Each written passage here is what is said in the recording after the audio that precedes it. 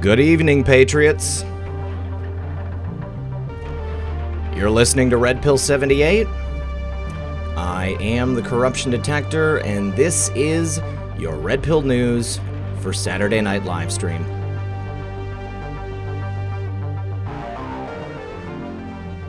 Hope everyone's having a lovely day. We have quite the show in store for you guys this evening.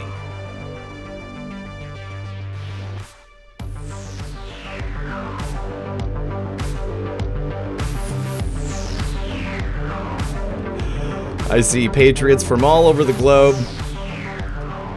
Appreciate you guys joining us here today. Do me a favor, make sure you remember to like and share this broadcast.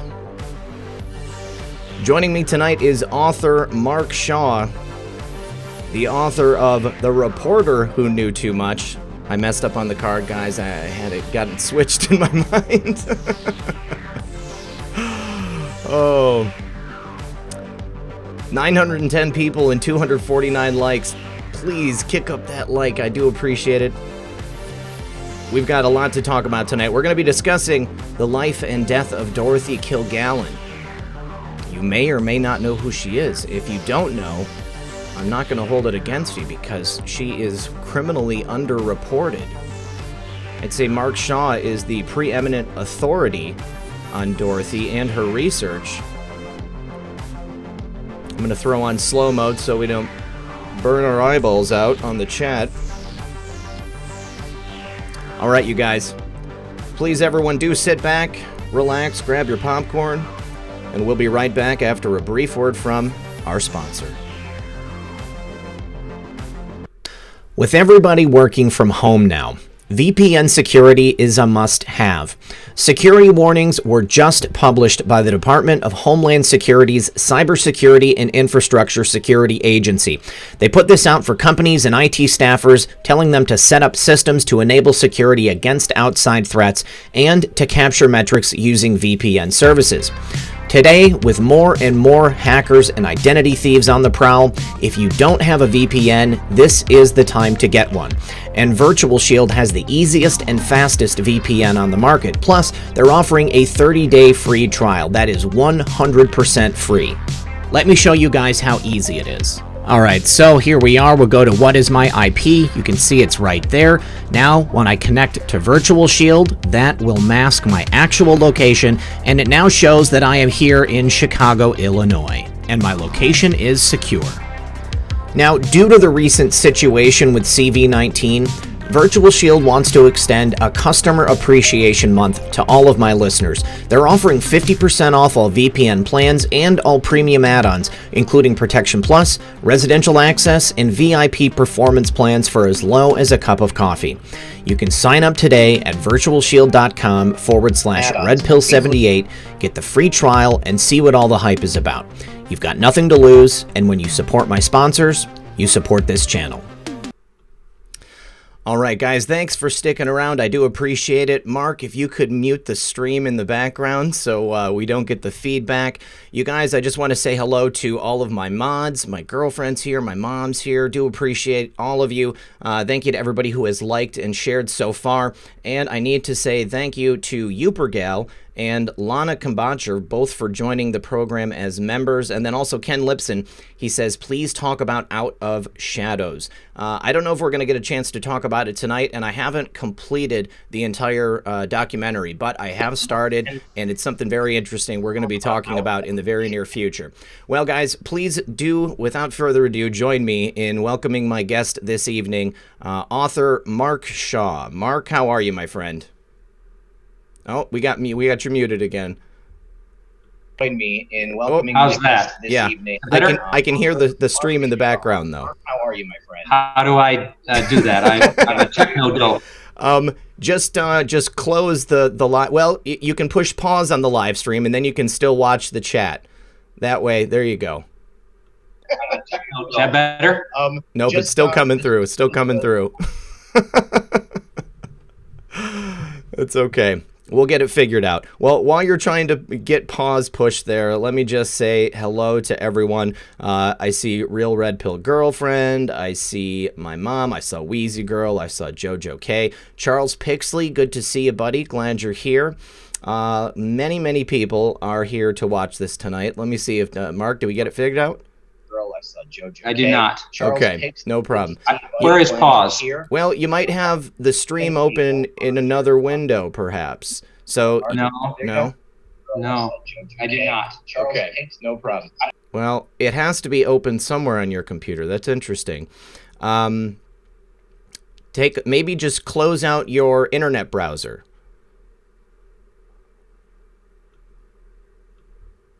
I'm good at this. Maybe just Where's the close wife? out your internet browser. Testing. I'm good at this. Nope, it's still on. Still on. Maybe just Where's the close wife? out your internet browser. This is the glory of live television. I apologize. I just have no idea what to do here. All right, so Is that better? Now I'm not hearing it. You must have closed it out. Okay, she did. Okay, all right, good stuff. My loyal assistant, thank you. My apologies to your audience.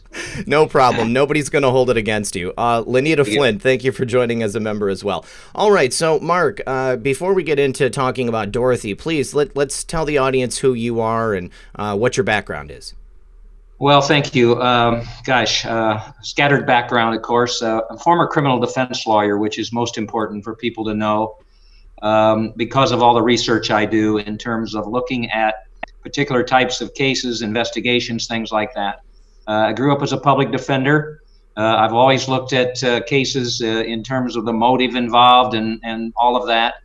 I handled mostly all murder cases in the Midwest, and after doing that and deciding it was something I wanted to continue doing, I got into being able to analyze high-profile cases on the networks. I first began by analyzing the Mike Tyson case, which became my first book, Down for the Count. I watched the Tyson case. I was right there. And I really was upset with the verdict because there was virtually no evidence against him. So I wrote that book, and that book did pretty well. I also analyzed the O.J. Simpson case and then Kobe Bryant. CNN, ABC, USA Today, all of those people, and really could use my experience from having been a trial lawyer myself in terms of looking at cases differently than most people did. Mm-hmm. And that came in handy when, as you know, I investigated JFK's death. So I did all of that, and then I began to write about different types of cases. The Jonathan Pollard spy case I worked on. Ooh, that's a good one. But at one point then I got really interested in JFK's death, and that really launched what now is 4 books and working on a 5th. All right, excellent. So who was Dorothy Kilgallen? I mean, she's a name that I had never heard before until I saw that presentation that you gave. I would assume that many people in the audience would have no idea. I mean, depending on how old they are. I obviously, you had brought up the fact that she was a television personality in addition to being a reporter. Well, I didn't know anything about her either, Zach. I didn't. I was able, at one particular point, I got a little bit interested in a famous lawyer that people may know about. His name was Melvin Belli. Mm-hmm. And for those people that don't, he was a very high-profile lawyer in San Francisco. And among his clients, he was a bigger-than-life guy. Among his clients was the Rolling Stones, of Tammy Faye Baker, Muhammad Ali. I mean, he represented many of the major names in terms of celebrity names of the 20th century. And I got interested in Belli because I practiced law in his building in San Francisco for a while, and he and I became friends. In fact, he even took me to the Major League Baseball All-Star game in his Rolls Royce, and we got to know each other. I was with him as he had the divorce for his 6th marriage, so he was quite a character. And when he died in 1996, I decided to write a biography of Belli. And while doing that, I had some real questions about Belli's affiliation with the Mafia. Belli represented many people who were involved with the underworld out there. A lot of people didn't know about it, but his main client was a gangster in Los Angeles named Mickey Cohen. And for those people that don't know, Mickey Cohen was famous in the era of Bugsy Siegel and all of those mobsters and everything. But he was a bad guy. He was a really terrible person, and was arrested a number of times. And Belli represented him. And of course, then I knew that one of the things that I was going to write about was Melvin Belli's representation of Jack Ruby. Now, many people don't know that. Belli was a tort lawyer. He was mostly involved in getting big settlements and big jury verdicts from pharmaceutical companies, people like that. But he represented Jack Ruby. And I started to wonder about, was there a connection between his representation of Mickey Cohen and his representation of Jack Ruby? And many people may remember that the defense was really tough to understand. He used a psychomotor epilepsy insanity defense to represent Ruby. Never let him take the witness stand. All of that made me very quizzical. And so as I was interested in that aspect of Belli's practice, and could there be, I mean, I'm like you, Zach, I'm a curious guy. And I wondered what that was all about. And then I was interviewing one of Belli's friends in San Diego, a doctor. And we were talking about Belli and how much he loved the Mafia and the Mafia loved him and all these kinds of things, and talking about Jack Ruby. He said, Belli knew Dorothy Kilgallen. And I said, because that's all I knew about her, you mean he was on What's My Line? For your listeners that don't know, and many young people now do because they watch reruns, it was a very successful CBS show every Sunday night live from New York. They tried to guess people's unusual occupations, selling dynamite or running a wax museum, operating a nudist camp, whatever it was. And there were 4 panelists. Dorothy Kilgallen was one, Arlene Francis, and Bennett Cerf, who was also the founder of Random House. John Daly was the host. And they brought these people on, and they had a celebrity guest at times and all of that. And Dorothy was really the premier star of that show. And it was watched every Sunday night by, I think I looked up the other day, 25 million people, which is a lot of people back then, would be a lot of people now. But anyway, this doctor in San Diego said to me, well, Mark, no, he wasn't on What's My Line. It's interesting. He knew her from the Jack Ruby trial because she covered that trial. And he said, more interesting is that when Dorothy Kilgallen died mysteriously in 1965, Belli said to me, they've killed Dorothy. Now they'll go after Jack Ruby. They've killed Dorothy. Now they'll go after Jack Ruby. And that comment really stayed with me. I did go ahead and write a second book. The first book was called Melvin Belli, King of the Courtroom. And then based on what I learned about Belli's representation of Ruby, I worked backwards and looked at why Bobby Kennedy wasn't killed instead of why Jack Kennedy was in 1963. And that really led me to be able to look at the JFK death different than anybody else ever had.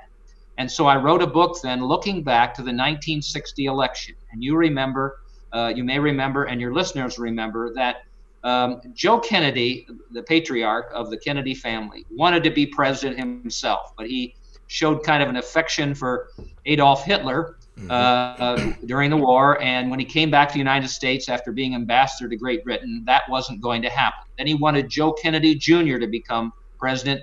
He died in the war. Jack Kennedy was next. So in 1960, Jack Kennedy ran against Richard Nixon. People will remember that. Mm-hmm. But Joe knew as the election wound down, that he was going to lose the election unless they won West Virginia and Illinois, and especially Illinois. So Joe had a lot of ties through Frank Sinatra and others with certain members of the underworld. And Sinatra went to them and said, look, here's the deal. If you help Joe Kennedy and Jack Kennedy then get into the White House, the promise will be that they will leave you guys alone when they go ahead and when Jack Kennedy becomes president. And they made that deal, and the underworld figures helped them win Illinois. And then immediately after the election, and I had a primary source witness. I really try not to speculate in my books. I had a primary source witness who was right there when Joe Kennedy ordered JFK to appoint Bobby Kennedy Attorney General. And anybody who knows anything about Bobby Kennedy knows that he hated the Mafia. Mm-hmm. So he went ahead then after that and started getting after a lot of those same mafioso who had helped them win the election. Well, I'll tell you about a personal experience of mine at some particular point tonight when I was on Good Morning America. You can't mess around with those guys. And so when Dorothy Kilgallen started investigating the JFK death, she knew the things that I've just told you. And so she started looking into all of that. And one of the first things that Bobby Kennedy did was to go ahead and deport a gangster in New Orleans named Carlos Marcello, whose empire stretched to Dallas. So as I went along, I started to looking at things like Dorothy would have looked at her as she was investigating the JFK assassination, and we can take it from there. But Dorothy Kilgallen not only was the star of What's My Line, she was syndicated to 200 newspapers across the country through the New York Journal American. She had a radio show that was listened to by 1 million people every day. I mean, she was a media icon that surpasses anything that Oprah or Diane Sawyer or anybody did. The New York Post called her the most famous, the most powerful voice in America. Ernest Hemingway said she was the greatest female writer of the time. So she was a big shot at that particular time.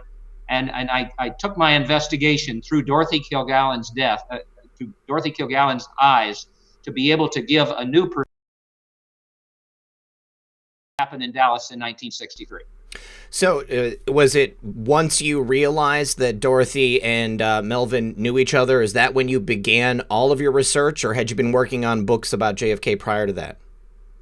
It's kind of interesting. I suppose this has happened to you. I was really never interested in the JFK assassination. I remember, like everybody else does my age, where I was, but I never was interested in it until I got that clue from Melvin Belli, and he knew Dorothy Kilgallen, and I wondered about his defense of Jack Ruby, and I started to look into all of that in terms of what Dorothy would have done, and try to take that same journey that she did. The interesting thing about Dorothy Kilgallen, and this is where you get the validity of what she did. Everybody has written about the JFK assassination, all of these so-called experts and everything, including me, but we were not there. And Dorothy Kilgallen was there in 1963 through her death in 65. She was on the job. She attended the Jack Ruby trial. She was right in the front row. She's the only reporter to have ever interviewed Jack Ruby during that trial. She did it twice. She then exposed his testimony before the Warren Commission before it was supposed to be released. And through all of that, she was writing these columns. And you have to remember, it might be tough for some of the younger people to remember, but after JFK died, J. Edgar Hoover was shouting to the world, Oswald alone, Oswald alone, Oswald alone. And he did that because if it was a nut like Oswald who killed JFK, the FBI could not be responsible. But if there was any plot to kill JFK, he would be. Well, Dorothy Kilgallen was the only reporter who was going against the grain. 6 days after JFK died, she wrote a column, "The Oswald File Must Not Close." And she really brought up all of these things that didn't make much sense in terms of why Oswald could not possibly have acted alone. And as she then looked into why Ruby had shot Lee Harvey Oswald, she continued to write all of these columns, which are at, by the way, the DorothyKilgallenStory.org. People can go look at her columns, photographs, videotaped interviews, all of those things, and they can see for themselves what Dorothy's research was all about. But I just kept following her trail, and once I learned that she had interviewed Jack Ruby at his trial, then I tried to think to myself, what would Dorothy have done after that? And we can get into that journey if you'd like to. Absolutely, absolutely. Let me just give a couple of quick thank yous to the audience. Carrie Lund and Ernie Villavicencio, thank you for joining as members. Same to David Olson. Appreciate you both, all three of you. The Mandalorian says he has risen. Happy Easter all. Yep, we're almost there. Hey Jude says Dorothy was brilliant on What's My Line. You can see reruns on YouTube. Vigilant Blade says, check out the YouTube documentary Out of Shadow. Great work. Dark to Light. Great show. Keep on red pilling. Airborne. Yep, I'm about 20 minutes into it. Red Pill Warhawk says, thank you, brother. Thank you. And then also Red Pill's Warhawk has upgraded their membership. So I think that you're right. Your ability to follow this investigation through somebody who was there and actually involved in it to a certain degree, does set you apart. All of the theories surrounding what truly happened to JFK, there are so many of them, and so many people have written so many books speculating about all of these various theories. So it makes it even more difficult to investigate it and find the truth. I mean, what were you able to discover going through Dorothy's primary information? And one more question. Were you able to use more than just her articles? Did you get access to any of her notes or recorded interviews and stuff? Well, let me make a note so I can remember the second one that you said here. Please. As far as where I went with all of this, I feel very blessed. I will tell you right now, I believe Dorothy Kilgallen, and some people may think I'm crazy saying this, selected me, chose me to write her story. Mm-hmm. We're going to talk about her mysterious death in 1965. And I will tell you that after she died, just when she was about to publish a book for Random House with all of the facts that she had learned, all the evidence about the JFK death, and name names and who covered it up and do all this, she was found dead in her New York City, Manhattan apartment. We'll talk about that. Mm-hmm. But, when I wrote The Reporter Who Knew Too Much and the most recent book, Denial of Justice, I tried to lay out what had happened with common sense and how a prosecutor would lay it out, looking at motive, means, opportunity, benefit from the crime, the old detectives' best friends, basically, when they're looking at a homicide, which is what JFK's death was. Mm-hmm. And so when I kept moving forward with Dorothy's investigation, and I will answer the second question now because it makes a difference. When she died, her file with all of her material in it about the evidence that she had accumulated, with everything that was in there, disappeared and has never been found to this particular day. Although I still, I will tell you, I've tried to get 2 police investigations, 1 DA investigation. I still think it's out there, and I hope I can find it at some point. But the thing that we do know, there were no notes of her interviews with Jack Ruby, unfortunately, but it was in that file. But what did she do, I asked myself, after she left the Ruby trial? She didn't go to Washington, D.C. and look into LBJ, who obviously had a motive, a great motive, to kill LBJ, to kill JFK because he became president. Mm-hmm. She didn't go to Cuba. She didn't go to Dallas and stay there and look into other aspects of all of that. She didn't look at the military establishment. Where did she go? She went to New Orleans. And the reason that she did is because that's where Marcello was. He was a bigger than life, dangerous mafia don. And Dorothy knew of him because she, in fact, at one particular point, wasn't exactly a friend of, but was an acquaintance of the New York mafia don, Frank Costello. And it was Costello who originally set up Marcello in New Orleans. And so she started to connect all these people, Sam Giancana, Santo Trafficante, all these people. But remember, she knew that the 1960 election was fixed. Mm-hmm. And so therefore, when she went to New Orleans, she was looking into Marcello. And this is where we learn from 2 videotapes that people can watch on the DorothyKilgallenStory.org from 2 of her hairdressers, Mark Sinclair and I'll think of the other name in a minute. But Mark Sinclair was the main one. Basically, what he said was he went to New Orleans with her to take care of her hair and all that. I mean, she was a big shot celebrity, mm-hmm. wanted her hair to look nice in any photographs. And so while they were there, she called him at the hotel and said, go back to New York City and don't tell anybody you were here and don't ask any more questions. She left there anticipating coming back to New Orleans at some particular point. But when she got to New York, she started really doing what really caused her death, in my opinion. I think the evidence shows. She started telling everybody what she was going to do. Yeah. It's the case of a lifetime. I'm going to show who killed the president and why. All of these things that she said, she was kind of bragging about what she was doing. And at that point, you'll see that Charles Simpson is the other hairdresser, and Mark Sinclair. She told Sinclair, I'm afraid for my life and my family. I'm going to get a gun. I'm going to change my will. To Simpson, she said, if the wrong people knew what I know about the JFK assassination, it would cost me my life. And again, you can watch those videos, primary source evidence in terms of what was going on in Dorothy Kilgallen's life as we approach November of 1965. So, were you able to determine some likely suspects who might have had something to do with her death? And we should also say, what was suspicious about her death?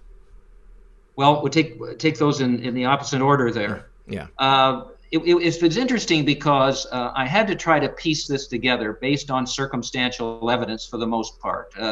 I didn't feel like that there were going to be that many people who were still alive from 1965, but there were.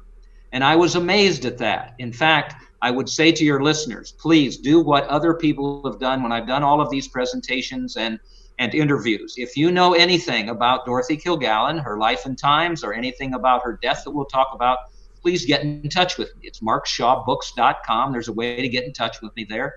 My email is mshawin@yahoo.com. I answer every single email that I get, and I've gotten thousands from around the country with people giving me tips. And that has really helped me because I've been able to track people down who knew something about Dorothy Kilgallen or her death. So let's go back to November 65. She's all ready to go ahead and publish this book.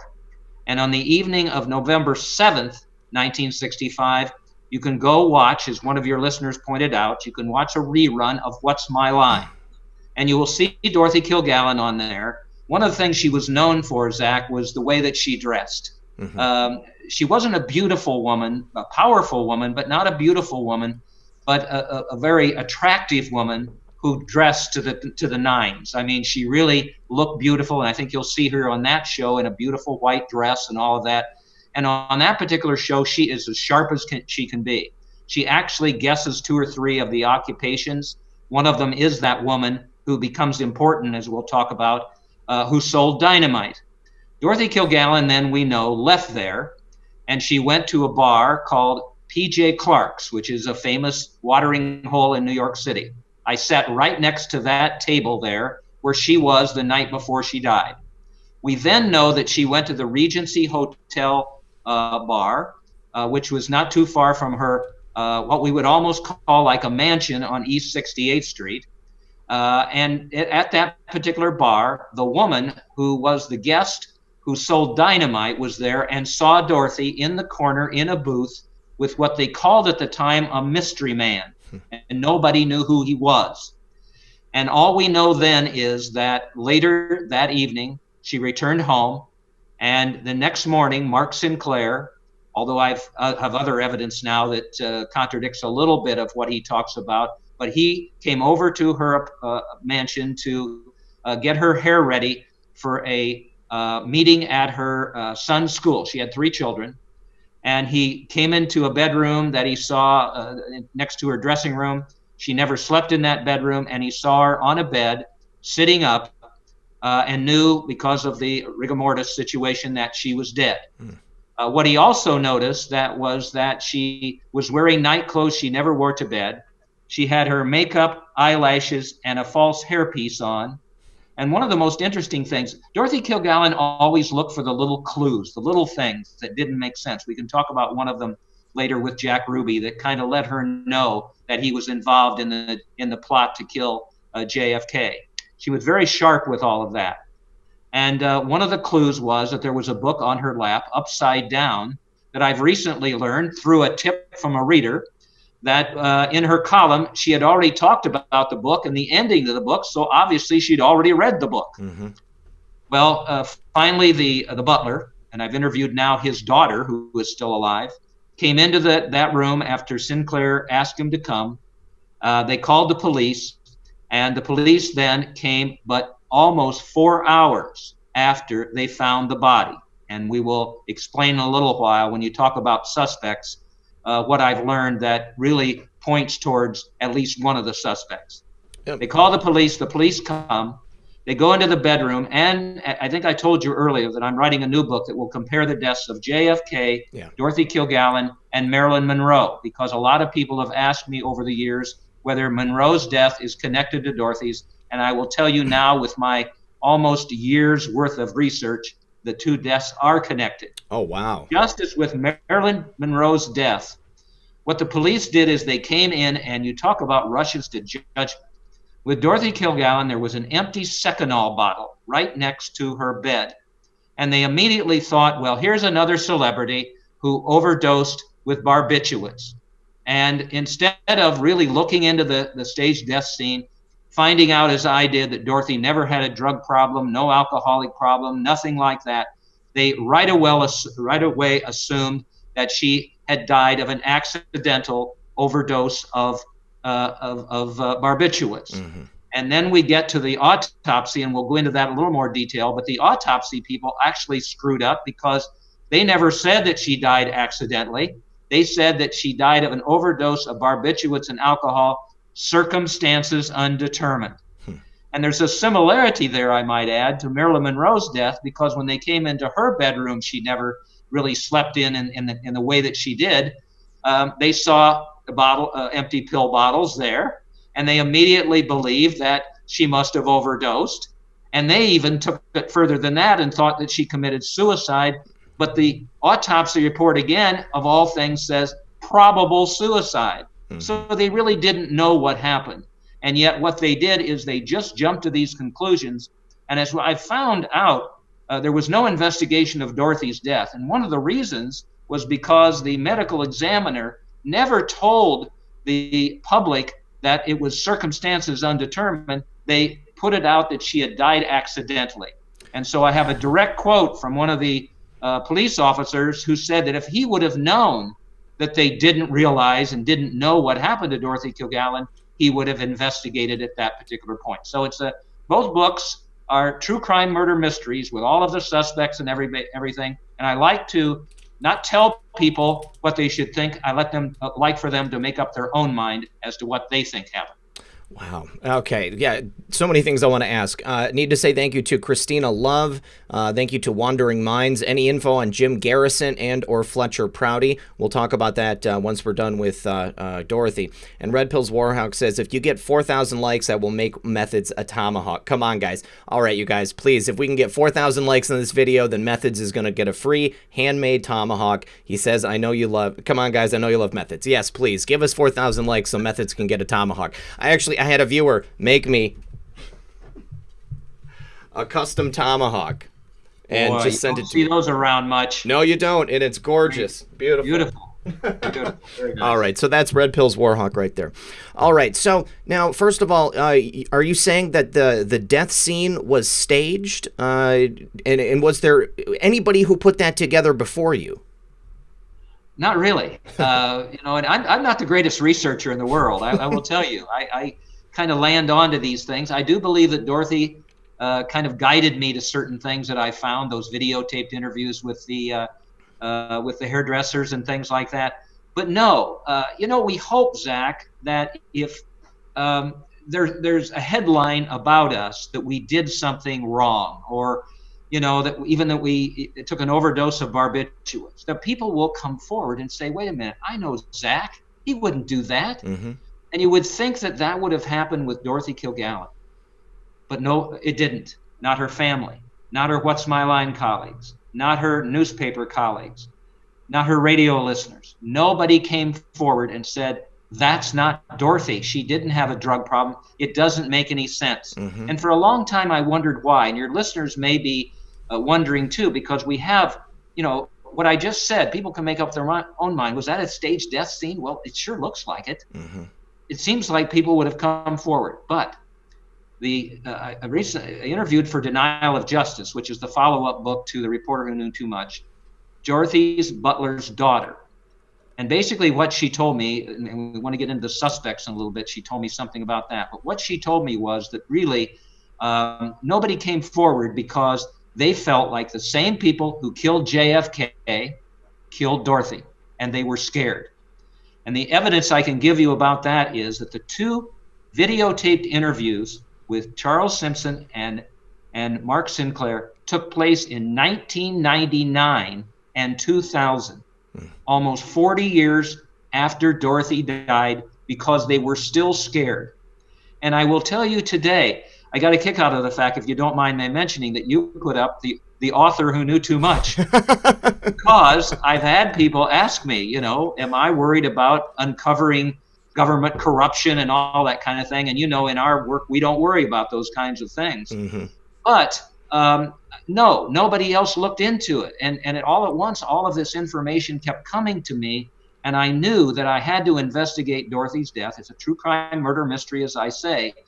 But it really bothered me because this was a special woman. One of the things I'm going to do in the new book, it's so easy to say that Dorothy Kilgallen, this famous journalist and media star, died. Marilyn Monroe, this famous entertainer and all of that, you know, and what she was, died. And that JFK died. I'm going to humanize those people in my new books. And I found some real interesting information about how they grew up, what they cared about when they were younger, even what they were like, you know, within a year or so of their death. Because we just, you know, people ask me, why is this important? Well, first of all, we need to take care of distortions of history, especially about JFK's death, Dorothy, Marilyn, whatever it may be. But what I get concerned about is that we just pass over those things. Well, they died and on we go. But it's all part of history. Mm-hmm. And so I'm going to try to really humanize each of these people. And I must say, especially Marilyn Monroe, because she got a raw deal when she died, as did Dorothy. So it's just fascinating and disappointing in many ways to me that none of these people got the justice they deserved when they died. All of the, you know, erroneous information about why JFK was killed doesn't make any sense. Same with Dorothy, same with Marilyn Monroe. And that's why I've been beating the drum to get justice for Dorothy Kilgallen with the New York District Attorney's Office, now with the New York Police Department. I'm trying to get that case reopened. I'm going to try to get Marilyn Monroe's case reopened because we need to know the truth about these things. Absolutely. Well, I would love to hear about any of those people that you've spoken to and if you're getting any progress with getting them reopened. But I just want to go over one more time the points of commonality between Marilyn and Dorothy's deaths. So they both appeared to be staged. They were in a position where they normally wouldn't be sleeping. How about the amounts and the types of barbiturates that were found in their stomachs? I do remember hearing that Marilyn Monroe's the amount of barbiturates in her stomach was it would have been impossible for her to take all of them at the same time. Well, this is what's interesting is you have to look stage death scene, let's say. Marilyn Monroe and Dorothy Kilgallen, as I will tell you, were both obsessed with UFOs. Really? A lot of people don't have any idea about that. They were both very powerful women in different ways. Marilyn with her beauty and her movies, Dorothy with her voice and her writing. I mean, superb wordsmith. So there's many similarities with regard to that. But the main one is the botched autopsies. Mm-hmm. In Dorothy Kilgallen's death, both medical examiner, both people who were the medical examiners with the autopsy, were junior medical examiners. In each situation, Marilyn and Dorothy's, you didn't have the chief medical examiner doing this. And many of your listeners are saying right now, why not? Mm-hmm. Well, in my opinion, it was deliberate. They wanted to confuse those autopsies, you know. It was easier to say that Dorothy died accidentally and Marilyn committed suicide. Those were the headline makers, you see. Well, in Dorothy Kilgallen's death, Dr. James Luke was the junior medical examiner.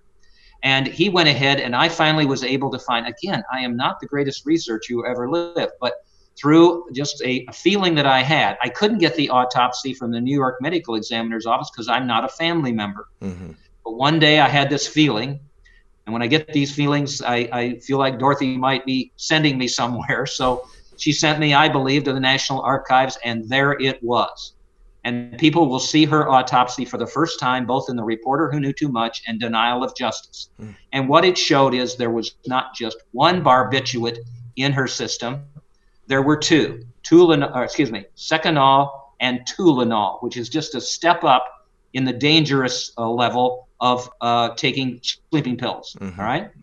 And then I was able to find out, and that was never conveyed to the media, only the Seconal. Then I was able to find out that 3 years after Dorothy died, there was a toxicologist in the New York Medical Examiner's Office who had kept Dorothy Kilgallen's bodily fluids. They did that at that particular time, thinking that technology, a little bit like the DNA situation, they had to wait a long time for that. Well, they found 3 barbiturates, including Nembutal. Wow. So Dorothy Kilgallen had 3 barbiturates in her system, which is not conducive. She certainly would have never committed suicide. She was on top of the world. It didn't make any sense that she accidentally would have taken all 3, which pointed to murder, as we will talk about. Well, the same Nembutal that Dorothy Kilgallen took was the barbiturate that Marilyn Monroe took. The medical examiner for Marilyn Monroe's death, people will recognize this name, Dr. Thomas Noguchi. The famous medical examiner who handled the Michael Jackson case and O.J. Simpson and all that. He was a junior medical examiner at the time. And he went ahead and did a very swift and erroneous type of an autopsy, in fact, admitting after he submitted it that he had forgotten to do certain things with interior organs of hers. They actually, Zach, never found any remnants of barbiturates in her stomach. They didn't. It's always been a misconception. There weren't any in there. And so that's why he looked at it and said it was a probable suicide. He felt like that probably they had been digested through her system or whatever it was. So you have both women subjected to faulty autopsies. And that's one of the things that I'm continuing to pursue because why? Why did that happen? Why was it done? Was it deliberate or was it just mistaken? And in my opinion, in both cases, it was deliberate. I mean, you would think that the first red flag would be the fact that there were additional barbiturates that they weren't prescribed. I mean, I find it very difficult to understand how a police officer or detective, even back then, couldn't have followed up on those leads. Is it that the autopsy was not released to the police? I mean, isn't that something that would normally happen in a death? A detective would be assigned, they would be awaiting the results of the autopsy, and then they would follow up with an investigation. Yeah, and let's go to Marilyn's death for just a minute. Yeah. What happened there was that right away, the headlines, if you look back then, are Marilyn commits suicide. Marilyn kills herself, all right? Well, once the autopsy was released, the bogus autopsy was released, the Los Angeles Police Department, and we know this from primary source evidence, basically they didn't appoint anybody to really examine her death other than the fact that they appointed a group of psychiatrists to look at her mindset. And those psychiatrists were just given erroneous and misleading information about Marilyn Monroe. Yes, she had problems with sleeping pills and alcohol at times and all this, but she was on top of her game. She just gotten a new contract with 20th Century Fox. She had 4 movie offers in Italy. She wanted to do a Broadway musical. There was no reason why she would have committed suicide. And yet there was no other investigation. Now you go to Dorothy's situation. Once they came up with the idea that she had died accidentally, the investigation just stopped right there. Well, I found a quote from Detective Doyle, who was the first one on the scene at Dorothy's death, finally, and was able to get a primary source. And what he said was, that basically he had not gotten the information from the medical examiner's office, circumstances undetermined. If he had gotten that, he would have gone ahead and investigated. And that's been my main plea to first the New York District Attorney's Office and now Commissioner Shea, who I met briefly in New York City about a month ago, asking him to reinvestigate Dorothy's case as a cold case squad, because there was never any justice given to Dorothy because there wasn't that New York City Police Department investigation. And now, of course, with the virus and all of that's been put on hold, as it should be. but I'm going to continue to look at those things because those autopsies, in my opinion, just like Dorothy Kilgallen knew that Jack Ruby was the key to solving JFK's death, those autopsies are the key here. And one of the other things we should mention, in Denial of Justice, the follow-up to The Reporter Who Knew Too Much, I uncovered the Jack Ruby trial transcripts. That Dorothy heard that testimony from the front row, 2,000 pages. I was given them by a listener, a reader of The Reporter Who Knew Too Much, bless him. And I went through there and I found all this information about the fact that testimony was that Ruby was in the Dallas Morning News offices when JFK was killed, and look right down at Daley Plaza. Mm-hmm. He was going to be there when Oswald was transferred. He made like a reporter to get into the basement. The police helped him, which Dorothy confirmed in one of her columns. She looked at all of that information, and that was the key to knowing that Ruby was part of the plot to kill JFK. Well, it's the same thing that you have to look at in terms of the autopsies being the star witnesses in some ways as to the reason why both of those cases need to be reinvestigated. So, are you doing the same thing in LA as you're doing in New York? Are you also attempting to get the Marilyn Monroe investigation reopened, considering the hanky-panky that seems to went on?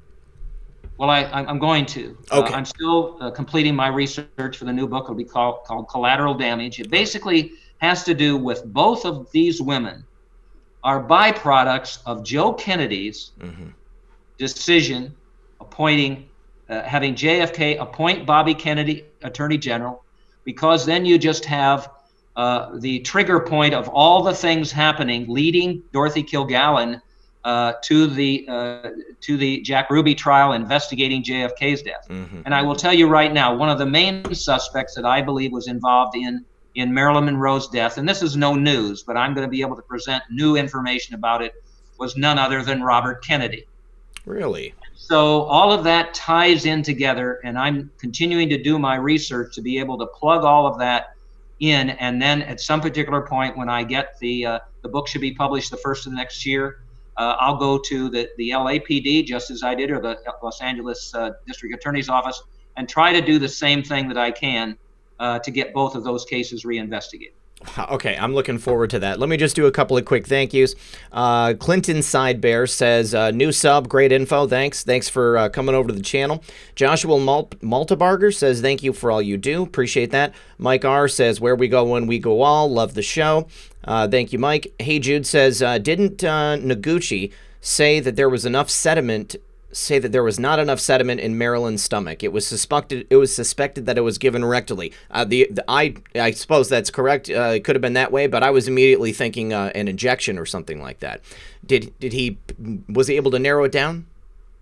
When you look at Marilyn's situation, in the autopsy, it says though there were no injection marks that they could find. But now we know the autopsy was botched. Did they look under the underarm? Did they look other places? Instead of probably what they were doing is looking for injection marks where we go get our blood taken. That's probably all they did at that particular point. Okay. So she's right. There could have been other things that happened to Dorothy or to Marilyn with injection of barbiturates, whatever. But I'm going to tie all that up, I hope, having to do with motive and who had the motive to eliminate Marilyn Monroe, just like they had the motive to eliminate Dorothy. And as we know, and the evidence really shows this, Marilyn Monroe obviously had an affair with John F. Kennedy. Mm-hmm. We all remember the video of her singing happy birthday to him in New York. Mm-hmm. She then had, after he kind of dumped her, she had the affair with Robert Kennedy. And she made the same mistake the week before she died that Dorothy Kilgallen did when Dorothy Kilgallen went back to New York and started telling everybody what she was going to do with the JFK assassination. Dorothy Kilgallen thought she was invincible. Mm-hmm. She should have kept her mouth shut, but she didn't. Marilyn should have done the same thing, because she started letting it be known that she was going to go to the media and talk about the Kennedys and what they told her, perhaps about different national security things or the relationships.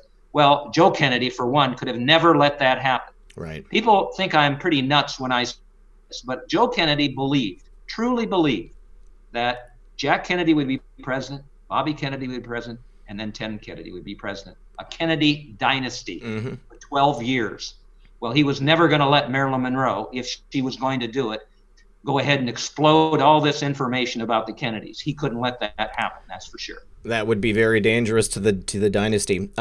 Gaffranon says, if this show doesn't reach 4,000 likes, we should start a GoFundMe to get Methods of Tomahawk. We can totally do that.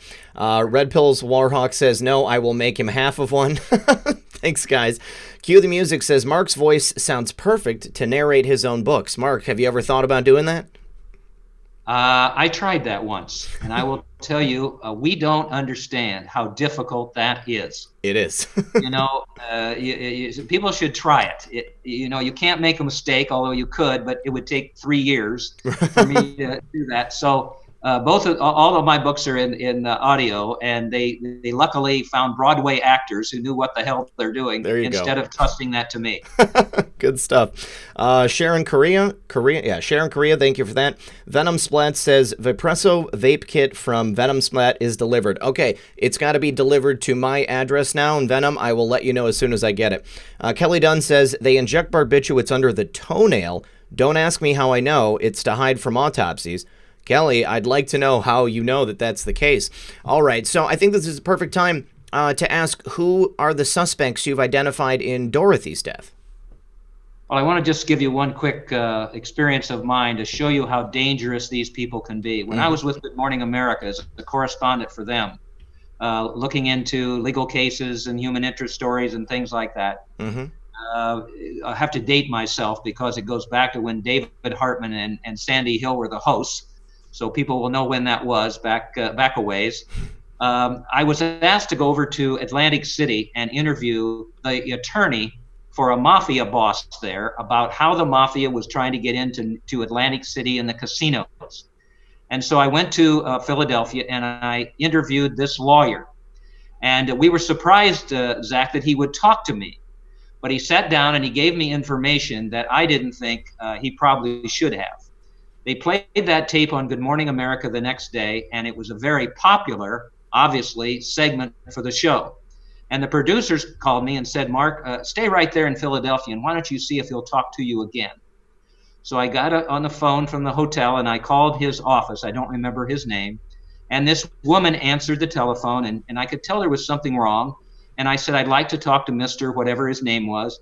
And she kind of was, I could tell she was kind of weeping. And she said, well, Mr. Shaw, I guess you don't know. He was in his car this morning, and they blew it up. Wow. You cannot mess around with those guys. And so both Dorothy and Marilyn put themselves in jeopardy. They put a target on their back by opening their mouths and saying that they were going to, provide information to the media, or they were going to write a book, or whatever it was that way. And so the suspects that I looked at were the ones that I thought Dorothy Kilgallen would look at. I think your audience will agree with me that the main person who had the most to gain from JFK's death was Carlos Marcello. Robert Kennedy had deported him. He had gotten back in the country, and then he had charged Marcello with racketeering. He was in a New Orleans court trying to defend himself against that. And basically, you have to look at that like this. His back was against the wall. What was he going to do? Well, he hated Bobby Kennedy. But if you kill Bobby Kennedy, Jack Kennedy will come after you with everything the government has. But if you kill JFK, what will happen? Bobby Kennedy will be powerless. And that's exactly what happened. And that's exactly what Dorothy had figured out, because the Mafia never went after those guys again. So it was Carlos Marcello. So how do we link that now to Dorothy's death? What did he find out that Dorothy was going to put in that book of hers she was writing for Random House? Well, that mystery man that met with Dorothy Kilgallen the night before she died, I've identified him as a man named Ron Pataki. He was a journalist in Columbus, Ohio, and he had a fling with Dorothy and became really a trusted friend of hers. And I've interviewed him 3 or 4 times. He knows that I've targeted him as being involved in her death. And basically, he would say that she never shared information about the JFK assassination. Then he reversed himself and said that she had. And so I always wondered about him, because he had written a couple poems that I found on his website that basically provided information about her death that only the killer could know. Mm-hmm. And I've given Pataki's name to the New York District Attorney's Office and the police to investigate him. But for a long time, Zach, I could never figure out what the connection could be between Marcello, Pataki, and Kilgallen.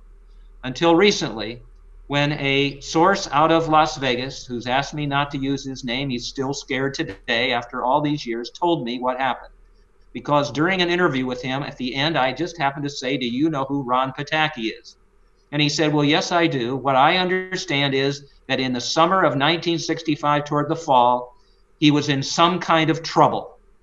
And the wrong kind of people, as he put it, meaning either underworld people or the FBI or whoever it might be, rogue agents of some sort, came to Pataki and said, we'll get you out of the trouble if you'll let us know what Dorothy Kilgallen is going to expose in her book. Wow.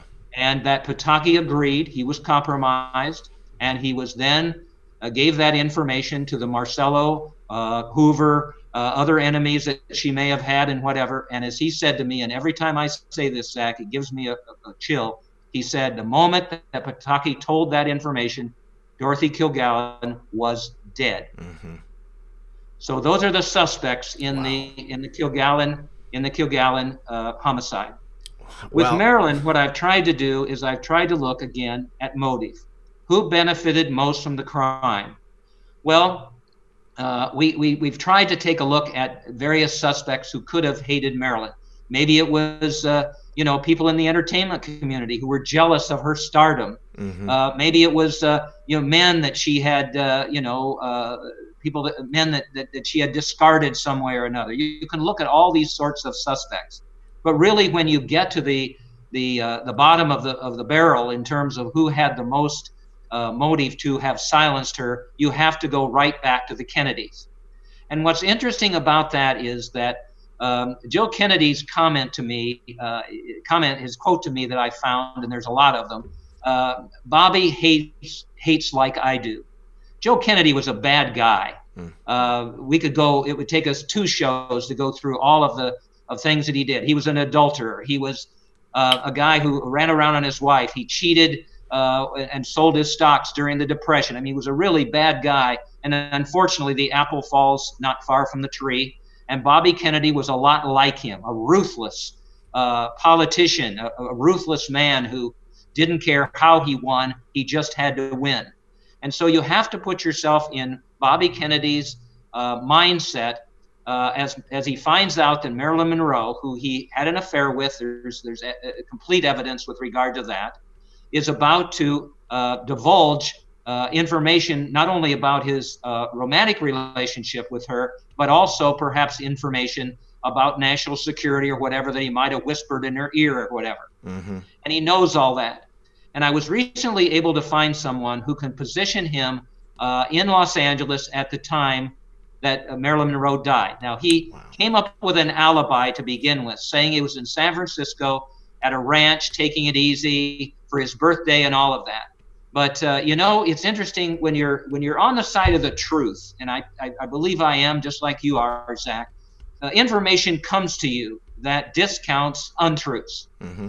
And there was a police chief, Daryl Gates, who people may remember in Los Angeles. And I try to find all of the books that these people have written, Jess Curry, the Dallas Police Department, and his book, and find out what these people wrote about what was happening when they were there.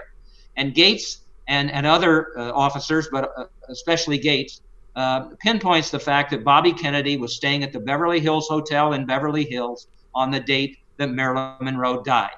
Now, I very much doubt, as your audience probably does, that Bobby Kennedy would have ever dirtied his hands by being the one who actually participated in Marilyn's death or murder. But certainly had all of the power to be able to bring in somebody. The 2 doctors that were involved in Marilyn's death are very suspect. So one way or another, I've pointed the target at Bobby Kennedy. I'm keeping an open mind with regard to it and trying to find more evidence that will make him the main suspect in Marilyn's death. Well, quite obviously, when it becomes a national security issue, I think that most people in the government, especially if they're in some type of enforcement, they're not going to shy away from, helping one person leave this earth faster than they might have otherwise. Because they're thinking about the security of the entire country. I mean, it's like that ethical conundrum. I mean, if you can, if you let one person die so that you can save the entire country, what would you do? So I can see it. I mean, I've definitely considered that. And just one of my viewers, Haterproof, sent in a copy of a photograph with Bobby, Jack, and Marilyn. I'm going to share this with you real quick, Mark. I have that in. I'm going to put it in the new book. Okay. It's interesting if you look at it. It almost looks like Marilyn's being surrounded by these two powerful Kennedys. They're kind of. She's just kind of overwhelmed by the fact that she's there, and I think they're overwhelmed by how beautiful she is. Yes. She's in this $10,000 gown that had to be sewed on her. And so right there, again, there's defining moments in people's lives. And I think this is, Dorothy Kilgallen ended up in the nest of the Marcello clan, the nasty, dirty, dangerous gangsters by working on the JFK assassination. Marilyn Monroe ended up in the nest of the Kennedys. Mm-hmm. We all know about John Kennedy. Basically, I remember in a quote that I said, John Kennedy, boy, it's hard to figure him out because he did so many wonderful things, but he was basically a sexual deviant. And right. Bobby was the same way, and she ended up in that nest, and with Frank Sinatra and with Giancana and some of those people, the wrong people. And, you get yourself in that situation, and then you start shouting that you're going to bring those people down one way or another. You're just asking for trouble. Absolutely, and add the intelligence community into that as well. And Jack had a lot of enemies. There's so many different people who could have come after them. All right, well, I just want to let everybody know I've published the meeting ID and the phone number on the screen. You've also got the password. I've dropped that into the chat. And remind everybody that if you call in with your phone, you need to make sure you dial *67 if you don't want your phone number to show up on screen. And if you have created yourself a Zoom account and you've used your full legal name, that is going to be what appears on screen. You need to make sure that your name is not public if you don't want it to be public. So I had some people get their information put out there, and there's nothing I can do to stop it. So let me just say once again, thank you everybody for helping out tonight. We've got over 2,000 likes. Kelly Dunn says, John Asturias says, Kelly Dunn, you said don't ask me. Why the heck not? Either put up or shut up. You got to do better than that if you want to be a warrior. And Kelly says, under your big toenail is a slight gap between your skin and the bottom of the nail. Even groomed toenails. They inject needle at a slight 3-degree angle away from nail with a 21 gauge needle. My past is how I know. Wow, Kelly. If you want to talk, thank you. Yeah, if you want to talk about anything else off air, I would appreciate that. And John Asturias says, Kelly Dunn, warrior status achieved. That is incredible, Kelly. Thank you for telling us that. Wandering Mind says, any research into the JFK files released by POTUS? Were you able to get any additional information from the new files that President Trump released as part of that dump? Good question.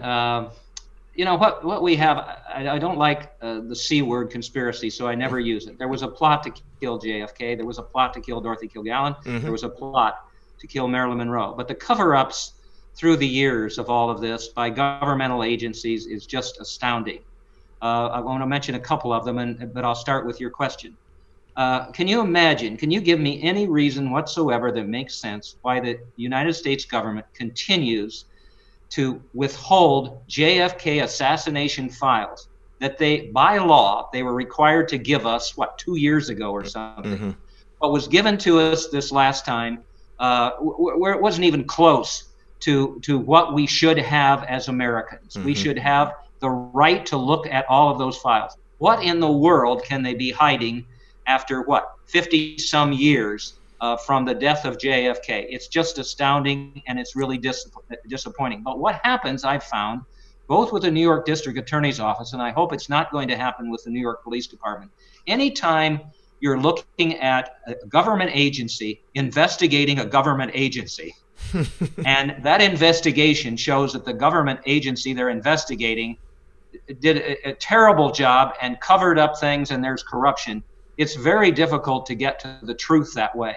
And we see those cover-ups continuing too. I don't want to get in too much about the virus, but we've been confused about all this. We haven't really been told by many people the truth about what's happening, so that everybody is confused about that. The same thing has happened with both of the deaths of the women, but especially with JFK's assassination.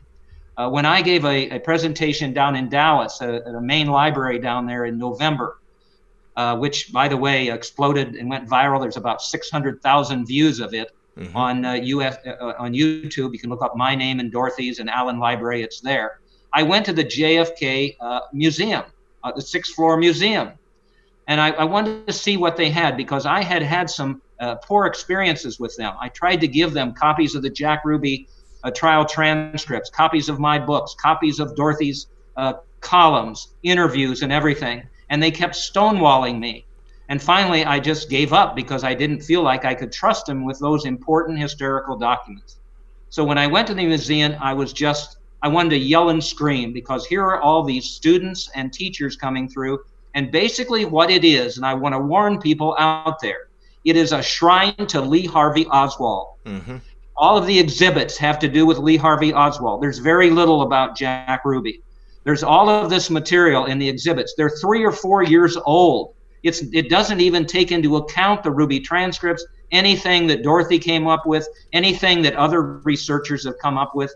And it's just astounding. In many ways, it's a fraudulent organization that, promotes themselves as being the repository for everything about the JFK assassination. And so we continue to have this distortion of history, and that's what's so difficult to understand. And it of course now comes to the future here, or the present and the future, with when are we going to get all of the JFK assassination documents? We deserve those by law, and somebody needs to take this into court and get a judge to force the administration to do that.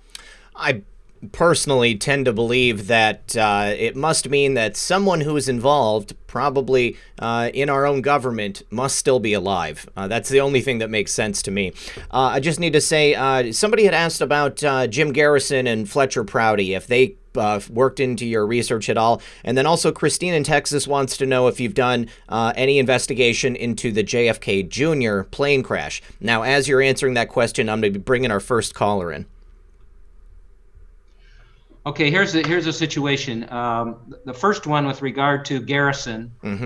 I have not looked into Garrison's research. I feel like the JFK film with Oliver Stone is very misleading. Garrison had his own ideas about what was going on. I will say that Dorothy went to New Orleans.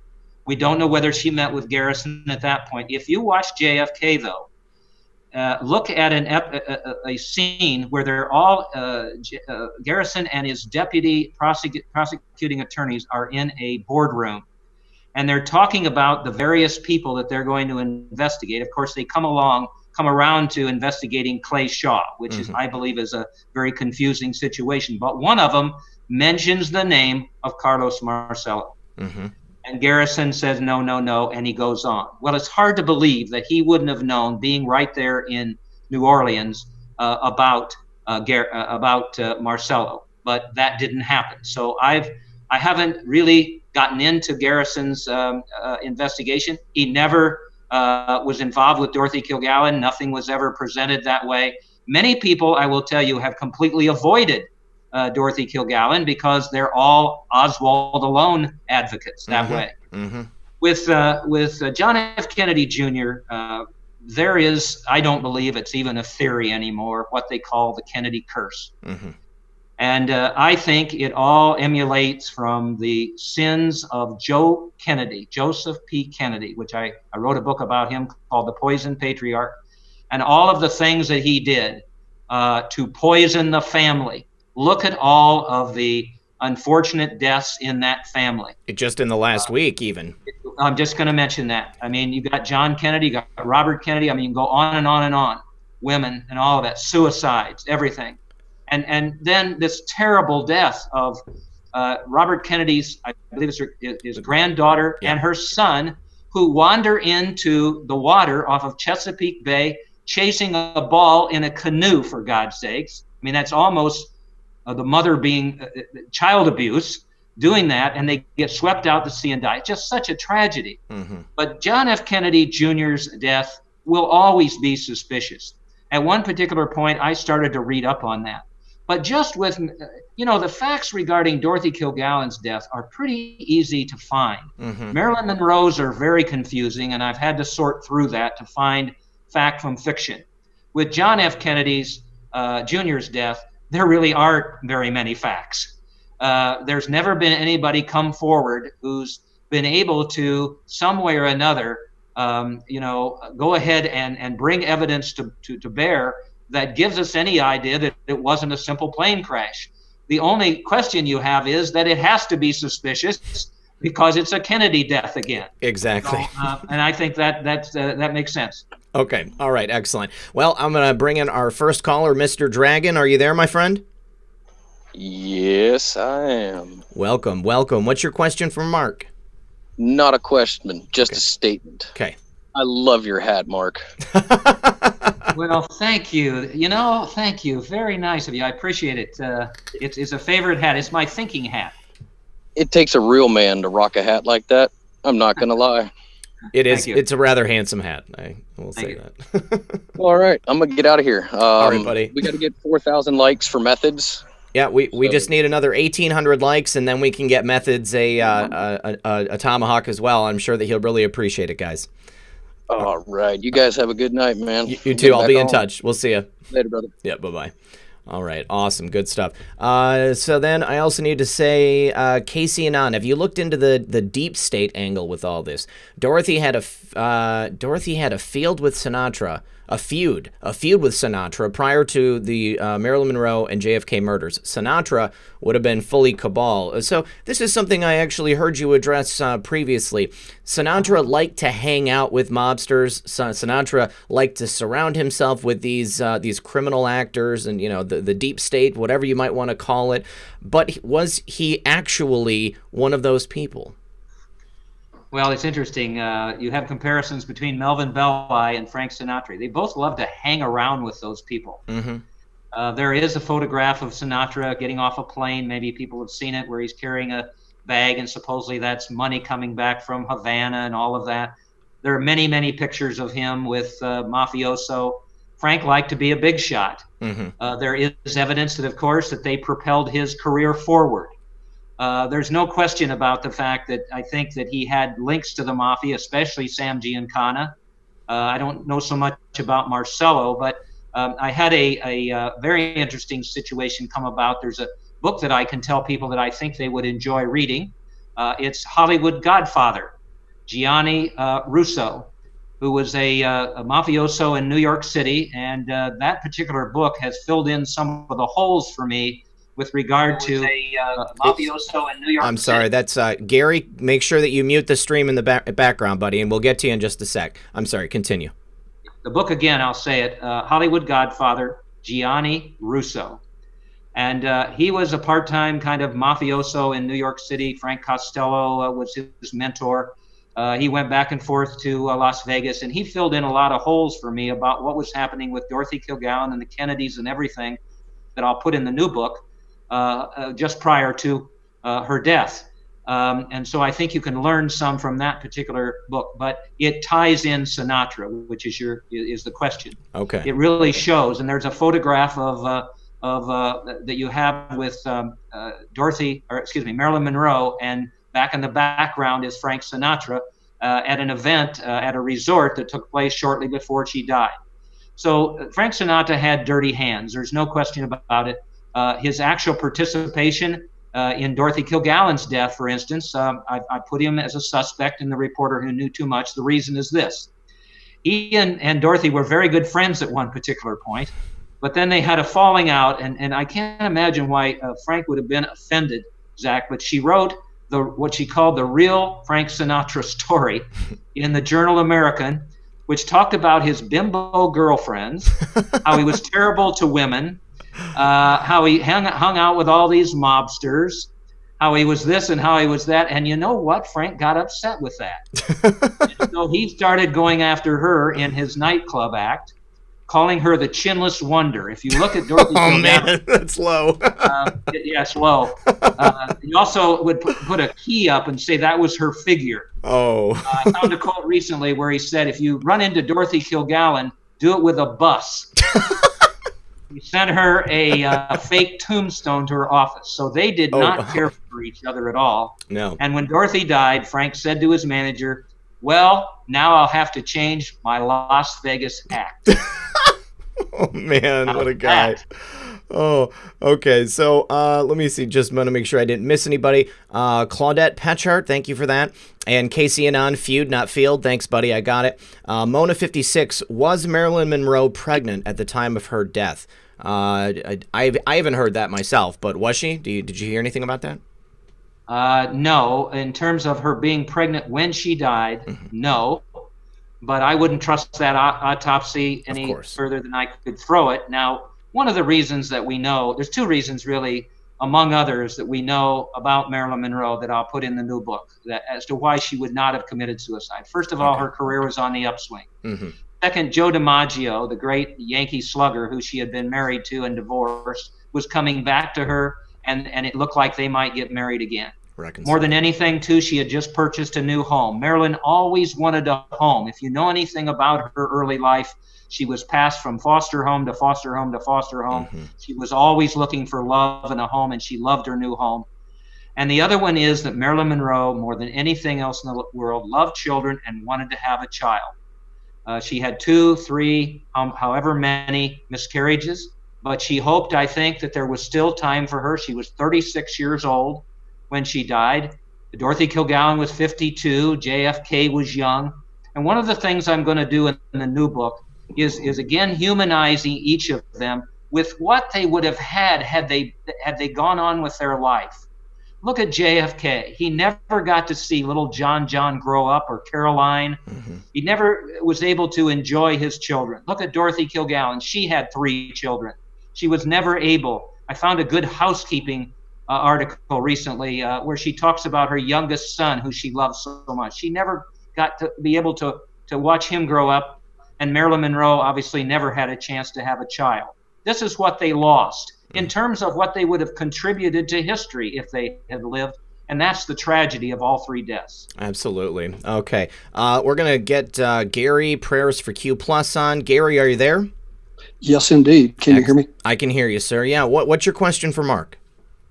Well, I'm hoping that the two of you can work together regarding dates and things of that sort, because one of the things, as you compare the different Q proofs and things dealing with timelines and specific, dates, one thing that has shown up in, some of my dreams as I've been going through doing research.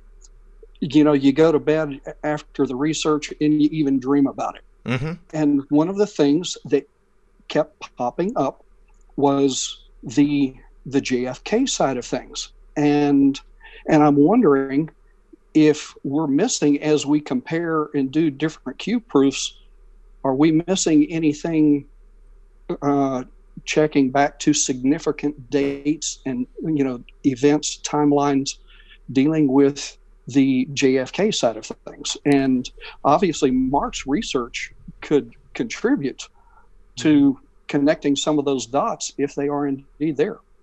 Very possibly, very possibly. Mark, we haven't. I don't know if you know who Q is. It's a research individual. There's someone posting information, and it is basically leading people to start asking questions. Yeah. But I haven't. This hits close to home for me because. Oh, go ahead. No. Continue. Well, when my father was taking my mother to an appointment there at one of the medical facilities next to Parkland, then they heard something coming down the street, and it was the motorcade. They were sitting at a red light, and the motorcade literally passed within just a few feet in front of my mom and dad, because my mom was still carrying me, and she was just going, for the regular, checkup, dealing with her pregnancy. And Dad, of course, told her to go through and, turn on KRLD radio and listen to see what was going on. He saw the hurdle of, the Secret Service on the back of the car and all of that. And hearing my father talk about all of those things over the years, because he also knew Jack Ruby. Your father knew Jack Ruby? Yes, he knew him. Wow. Because we should get you guys in contact with each other. Gary, if you would, Mark mshawin@yahoo.com or through my website, please. I'd like to talk to you, please.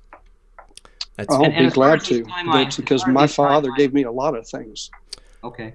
As far as these timelines go, I'm all for anything that will permit us to pursue the truth. We have, people may not think about it, we have these 3 deaths within 3 years. Marilyn dies in 62, yes. JFK dies in 63, and Dorothy dies in 65. 3 tragedies there for sure.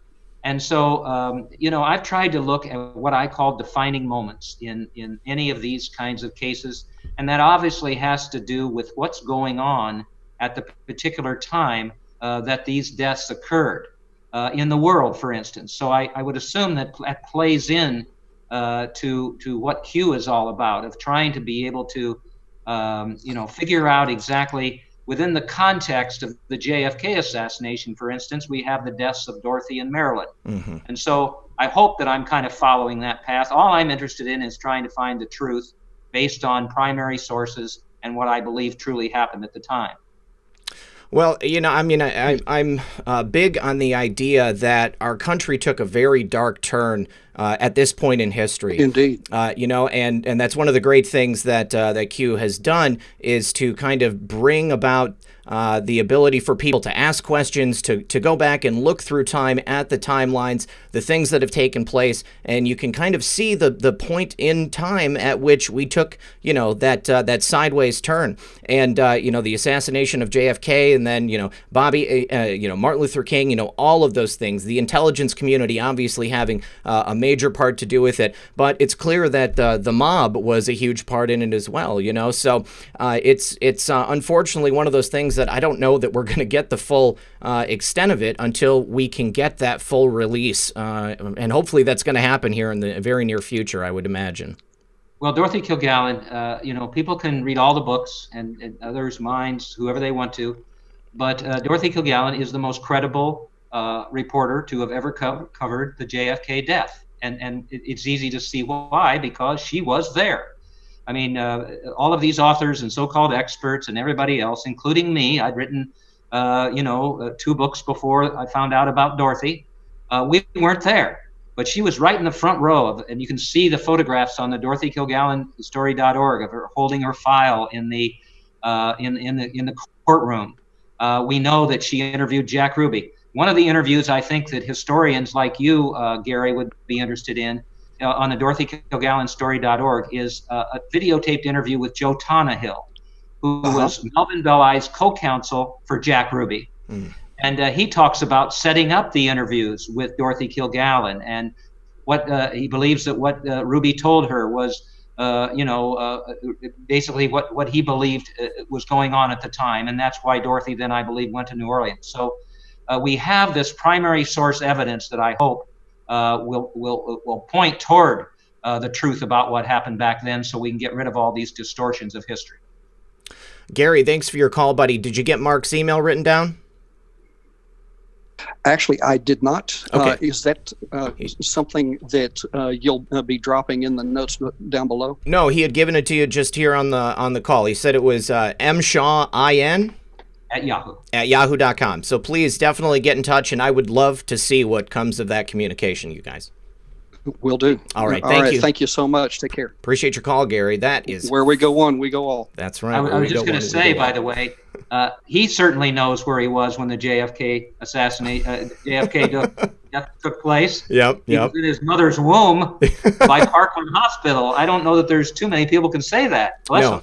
No, that is insane. Okay, I need to say thank you to Casey Anon. Thank you to Mona56. Thank you to Tracy S. Q dropping Patriots from around the world, where we go one, we go all. We'll go through the drops after we're done with the conversation with Mark. Let's see. The Cathdy says, educating liberals. My friend Dylan got cued.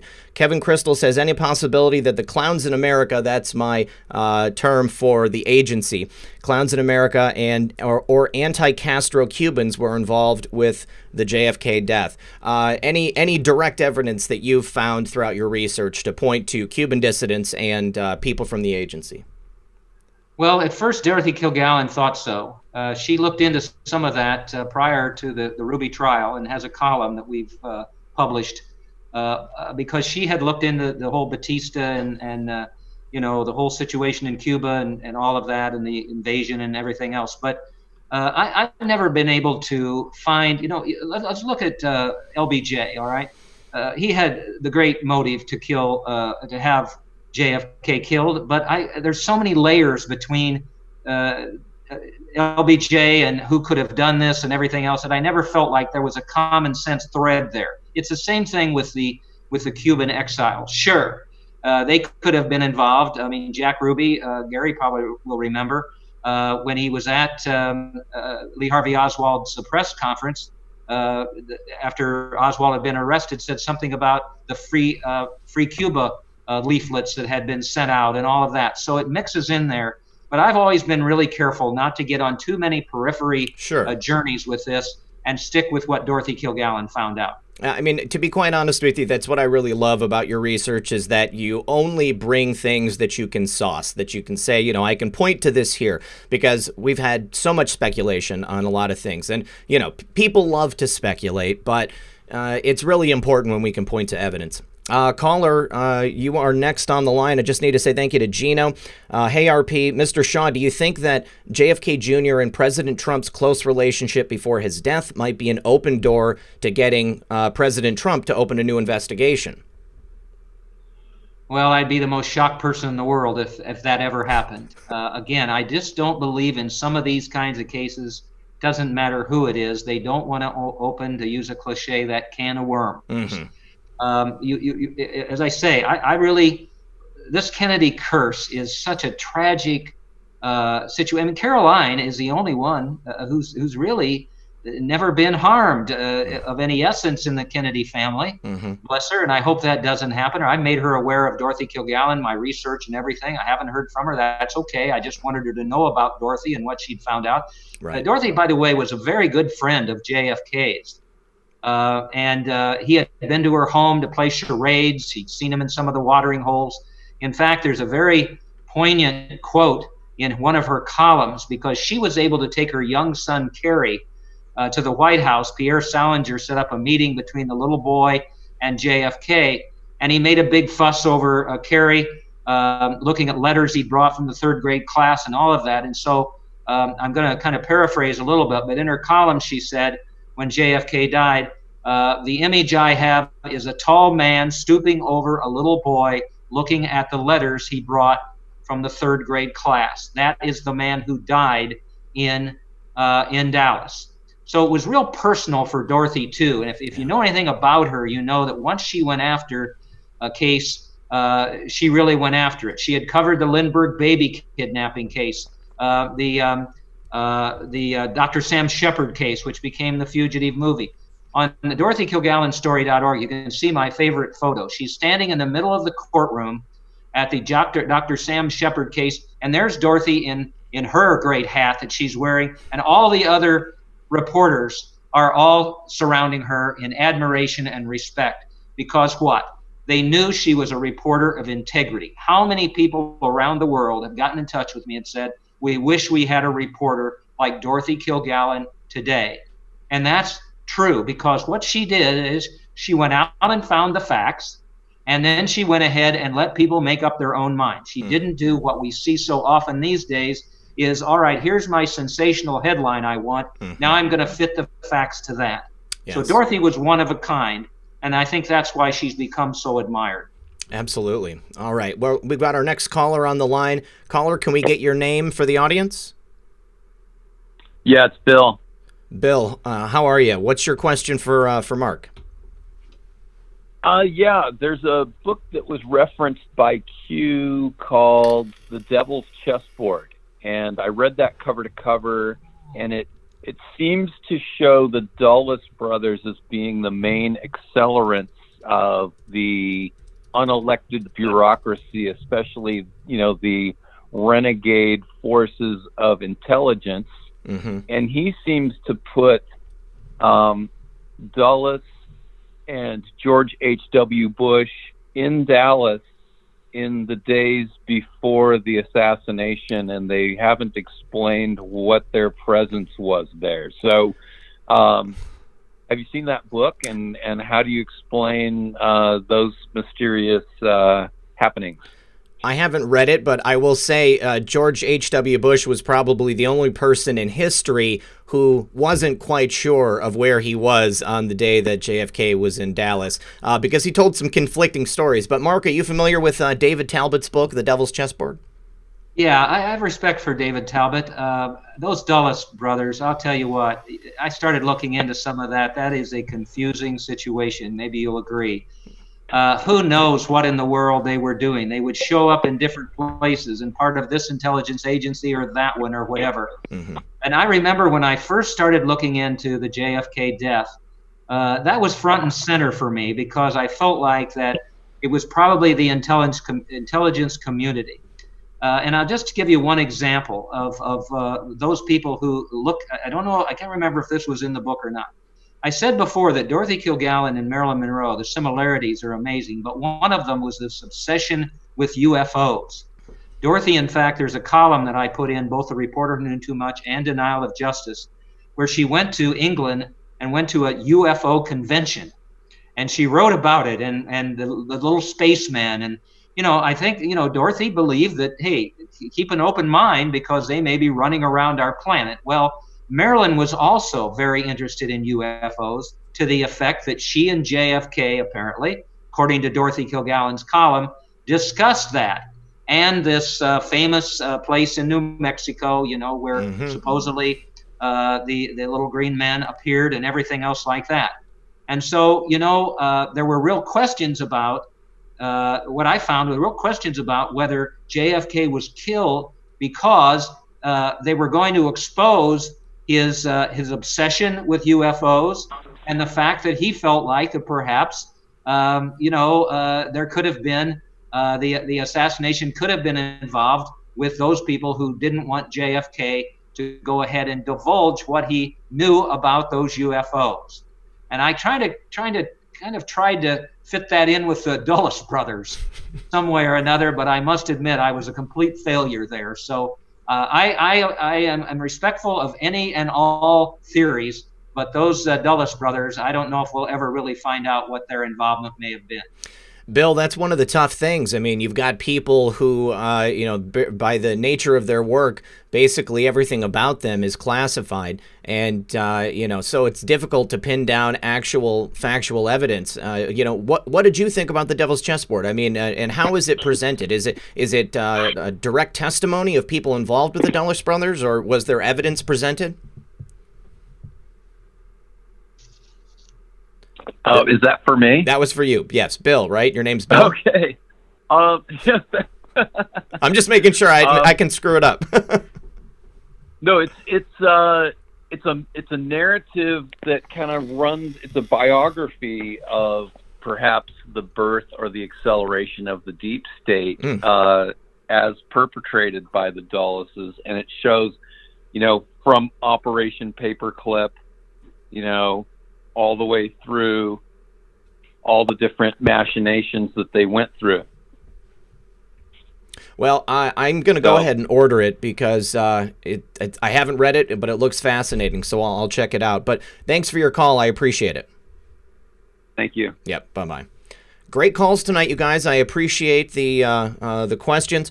Let's see. Lenore Sullivan says, Marilyn, MK Ultra no longer an asset. Clowns in America got rid of her, which could have been. DWH says, any Poppy Bush connection to Marcello? Any connection with George H.W. Bush to Marcello? Well, I wouldn't be surprised, but never been able to connect that. What people have to understand is that Marcello's empire in New Orleans extended into Dallas. In fact, he had two kind of underlings there, one of whom was just think about how the media and everyone else missed this. Joe Savillo and Joe, I can't think of the other Joe, there's two Joes, but Joe Savillo, who was Marcello's main man in Dallas, overseeing gambling and prostitution and had links and all this to everything that way, was the very first visitor to Jack Ruby after he was arrested. Now, everybody somehow or another missed that. I talked with the main Ruby prosecutor, Bill Alexander, and he felt like that he missed some of that obvious ties to the underworld by not realizing that, somehow or another he never knew that Joe Savillo or Joe Campisi, I think one of the two Joes, was there visiting Ruby. Well, why would they have been there? Well, Dorothy Kilgallen, I think, had figured out. Here's what she thought had happened. She thought it was a mob hit, pure and simple. Mm-hmm. Marcello orchestrates this. He brings in this guy, Oswald, who is part of the team that ends up killing JFK. Mm-hmm. Well, then Oswald gets captured. So what do you do now? You bring in Ruby, who's connected to Marcello and to the two Joes, and you bring him in, and you help him get into the basement, and so he kills Oswald. And then Ruby is a loose end, so you bring in Melvin Belli to shut up Ruby at trial, make him look crazy, and it all goes away, which is exactly what happened. Good common sense in terms of everything that happened that way. So again, I may sound like I'm cheerleading for Dorothy Kilgallen, but I am because again, I hope people will go and look at the interviews and her columns and everything in the DorothyKilgallenStory.org. I don't care if they get the books. They can go to the library and get them or whatever.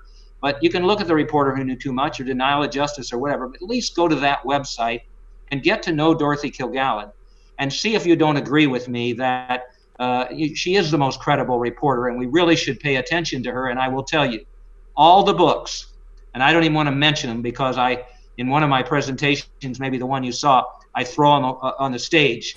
They're all worthless, basically, because not one of them mentions Dorothy Kilgallen's research, her columns, her interviews with Ruby, none of that. Because why?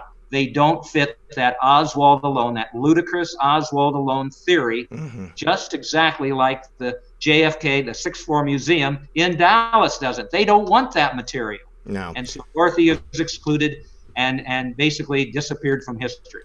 I will also say that your research is the first time in history that I've heard anyone talk about the transcripts from the Ruby trial. That is something that I've always wondered. Why was there never any information about that available? And we've got the answer here tonight. I need to say thank you to Crypto Beatles. He says, let's get a 17 from everyone here. Where we go one, we go all. God bless you all. Q has been very busy for the past hour. Yes, he has. Red Pills Warhawk, thank you for that.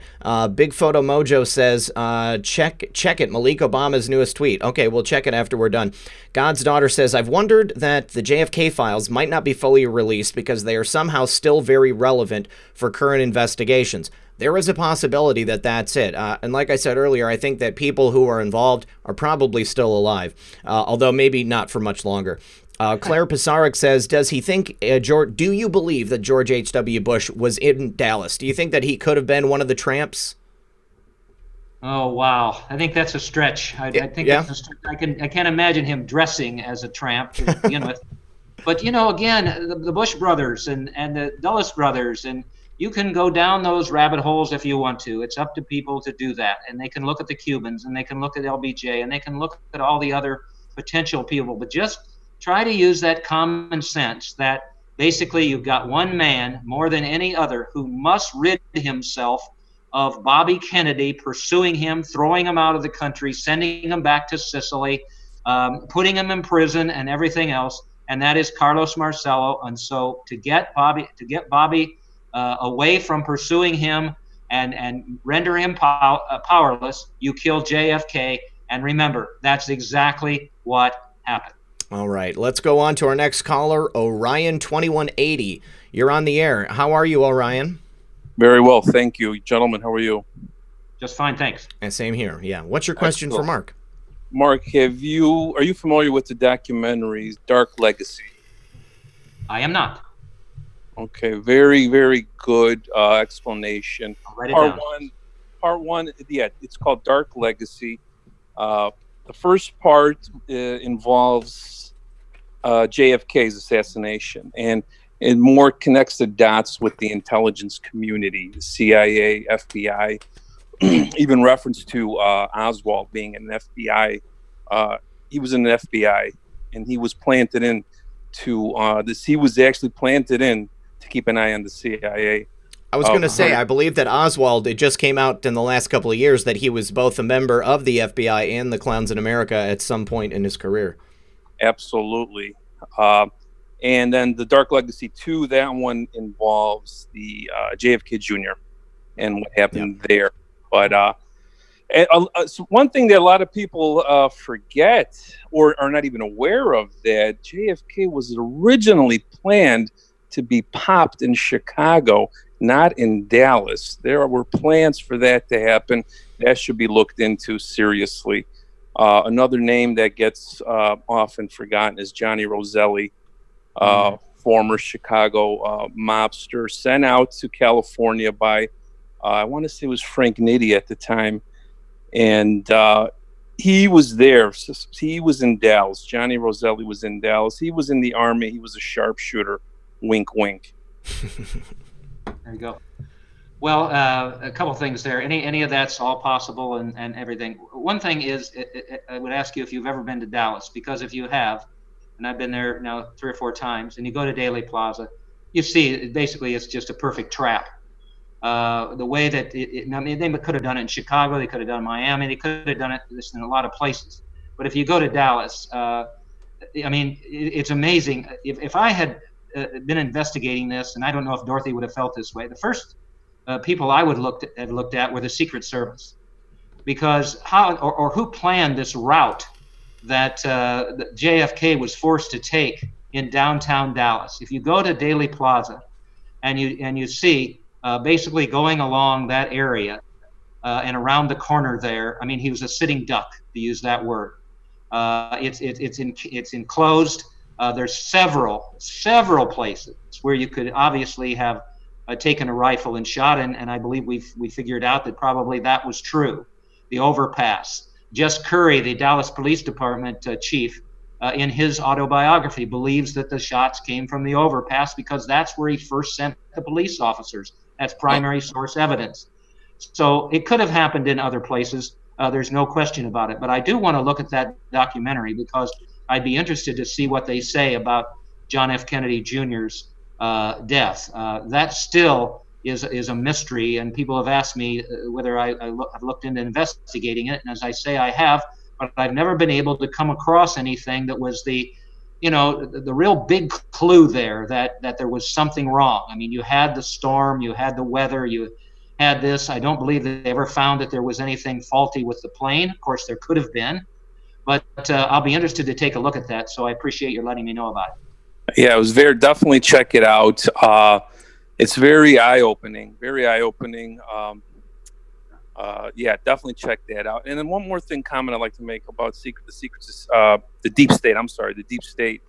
The deep state, that is something that existed decades prior to, the JFK. That one thing to look into is an outfit called the Fabian Society, and they have deep roots in socialism, and their main core belief is to gradually slow and low influence and infiltrate. And it's no surprise now that it just seems like the veil has been lifted, and they are operating on all cylinders.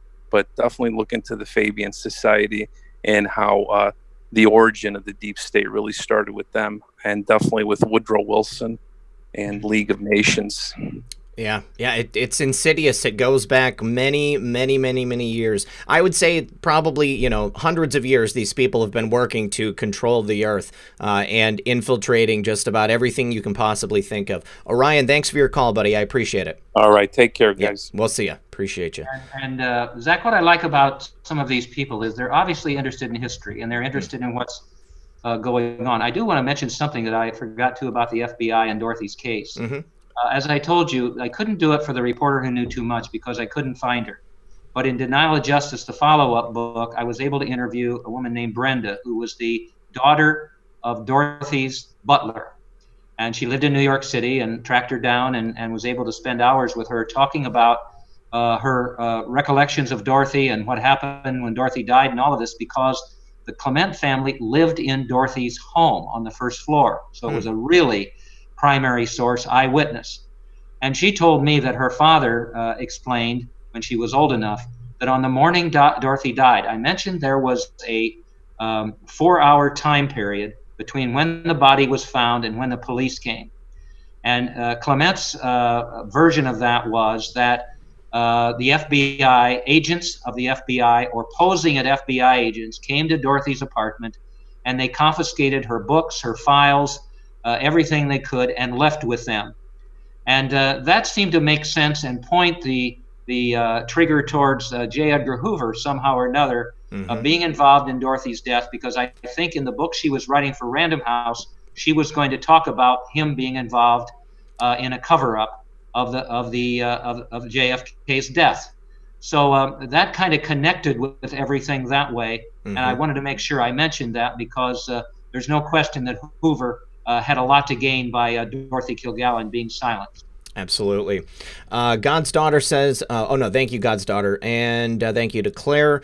Let's see. Sandra Smith Pike says, RP, I love your laugh. Helps lighten the heavy cray-cray we're living through these many weeks. Yes, the things we talk about here on the channel can be extremely heavy. And one thing that I always try to introduce is a bit of levity. So thank you for that. Chris Hawkins says, 17, a ton of Q posts right now. Q friends signed with Where We Go When We Go All. Yeah, we've got a lot of posts to go through after we're done with the interview, guys. So our next caller, can I get your name, caller, so we can address you properly? He was there. And Alan? Alan, make sure you mute your stream in the background, buddy. Okay, hold on. Okay, I shut my speaker off. It's not just you, Mark. Thank you, Alan, for all right. All right, Alan, what's your question for Mark? I just his thoughts on JFK Jr. Like the past, since President Trump came into office, there's been pictures of him on the internet, and there's been people talking about it all the time, and I was wondering his thoughts if he's still alive. Any reason to think that JFK Jr. might still be alive? I mean, there was some incentive to have him removed from the situation back then, and there was some fishy circumstances surrounding his death. I mean, I've seen some photos which were supposedly of the scene, and I gotta say, the body that they claimed was JFK Jr. looked to be like a crash test dummy. Well, anything's possible. Right. Alan, anything's possible when you come to the Kennedys again.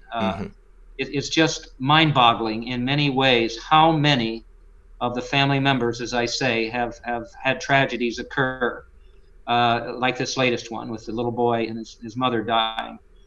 With JFK Jr., I'd be interested to know from people, if they want to get in touch with me, what they think the main motive was there, to have eliminated him or to have used a crash test dummy of some sort, and that he may still be alive today. If that was the case, what was to be gained by that? What would have been the motive to keep him alive? What did he know? We look at Marilyn and Dorothy's death, and we know that they knew things that those people who were threatened by them could not let them divulge. So you'd have to ask yourself, and again, I look at it kind of through Dorothy's eyes, what could JFK Jr. have known that would either have where they would fake the death or have been motive for eliminating him some way or another. So I think that's what you have to look at there. And as I say, I've seen the photos too, but I just still don't think there's that one compelling reason that you can point to where you'd have enough evidence if you were to go in a court of law and try to prove one of those theories. Mark, I will say this, in some releases that came out from WikiLeaks, I believe they were in the Stratfor leaks, and I might actually have this on my desktop right now so I can pull it up.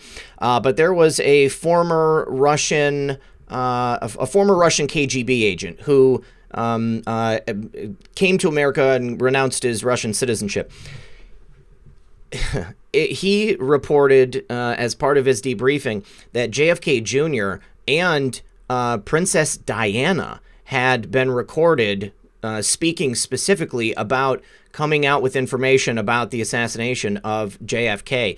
And obviously, very shortly thereafter, we have both the deaths of JFK Jr. and then Princess Diana as well. I'm going to find that, guys, and I'll try to pull it up so I can give you the exact information. But this man was, once he left the KGB and came to America, he was then employed by the clowns in America. Well, listen, thank you for your call, buddy. I appreciate it. Thank you. Yes. Bye. You know, in that situation, what you can look at too, people just look at what happened to Dorothy. Very convenient. She died right before she was going to divulge all that information in the book for Random House. Marilyn, convenient, died right before she was going to, perhaps, at least looks like, divulge information about the Kennedys. So again, I would say look at, okay, what could JFK Jr. have known about the JFK assassination that would threaten anyone today? You mentioned that the government won't give us those documents because there's somebody alive, but boy, they would certainly be way up in age, and it's very possible that could be the case. I just have to feel like, though, that those files about the JFK death, that they contain much of what Dorothy Kilgallen uncovered, that there was a government cover-up by Hoover, and points the finger at certain people and all of that. And of course, what that does, it completely distorts what the Warren Commission, that crazy commission, came up with, and even the House Select Committee on Assassination. So it makes the government look bad. And as I say, anytime you're trying to get one government agency to investigate another, and it's going to come back with a verdict of government corruption, that is a tall story to overcome. That's for sure. Absolutely. People in those situations tend to protect each other. Yes, Sandra Smith Pike says, my 5 kids, ages 45 through 50, thought I was Looney Tunes, and they're listening now. Kids, glad you guys are here. There's lots of great information on tonight's show. God's daughter said, JFK Jr., we can't forget, JFK Jr. was, of course, a political rival of Hillary Rodham Clinton, who eventually ended up getting that seat. So there's yeah, there we go. I think that's the most likely one right there. Vicky Goatee says, doesn't Random House has a copy of her manuscript? Yeah, that's a great question. Does Random House have a copy of Dorothy's manuscript? Well, first of all, people have asked me, why didn't Dorothy Kilgallen keep a copy of that file she made with all of her notes about Jack Ruby's interview and other kinds of things? Well, she couldn't obviously go down the street to Kinko's. There would have only been on her typewriter a carbon. Sure. But as far as we can discover, there isn't another copy of those files.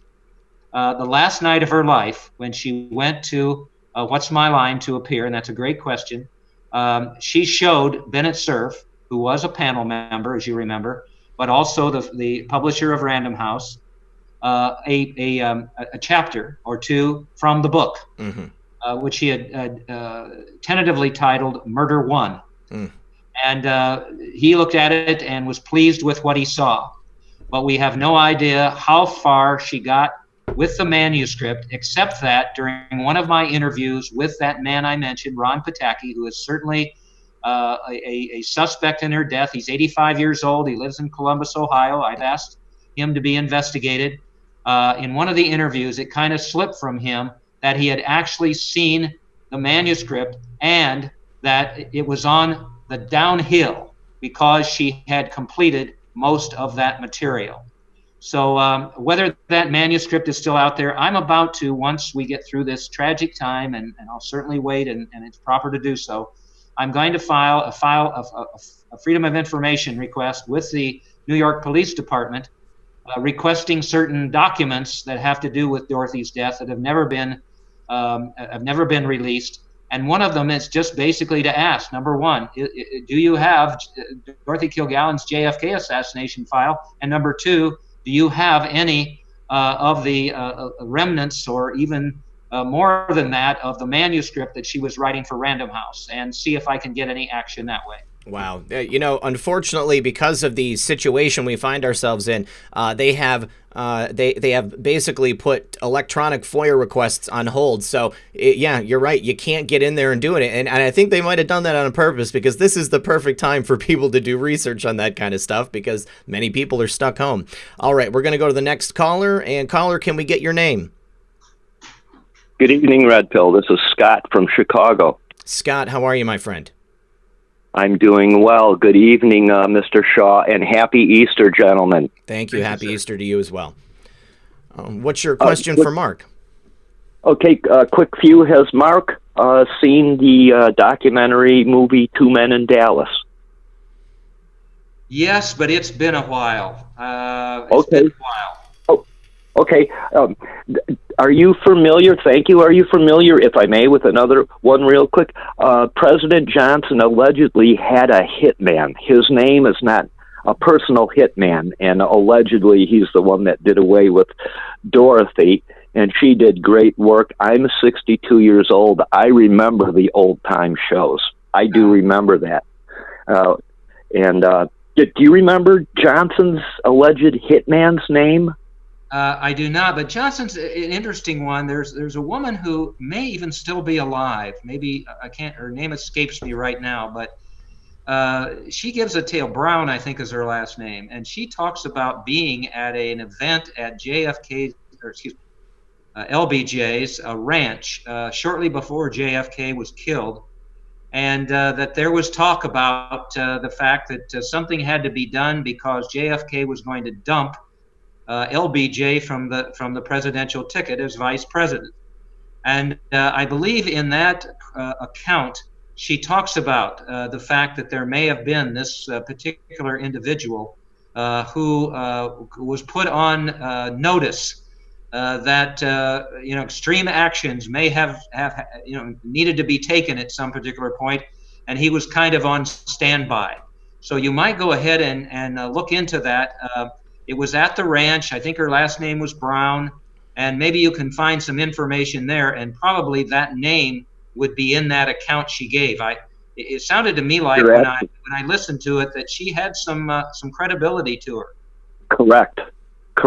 Yes, that's the man that I'm talking about. His thumbprint is the only thumbprint that was extracted from that third-story room where Oswald allegedly took the shots. Were you aware of that? I also wanted to ask if you are aware of the relationship with Clint Murchison, the big oil man, and evidently, allegedly, he's the one that now owns, and is one of his prized possessions, is that window frame from which the president was allegedly assassinated, allegedly by Oswald. And who in the world would want to have that thing as a centerpiece in their house? And also his maids and his service people were interviewed, and it was divulged that for 2 weeks after the assassination of President Kennedy, while the nation was in a state of mourning, that there was an absolute insane amount of partying and nonstop partying and craziness at the Merchant Ranch.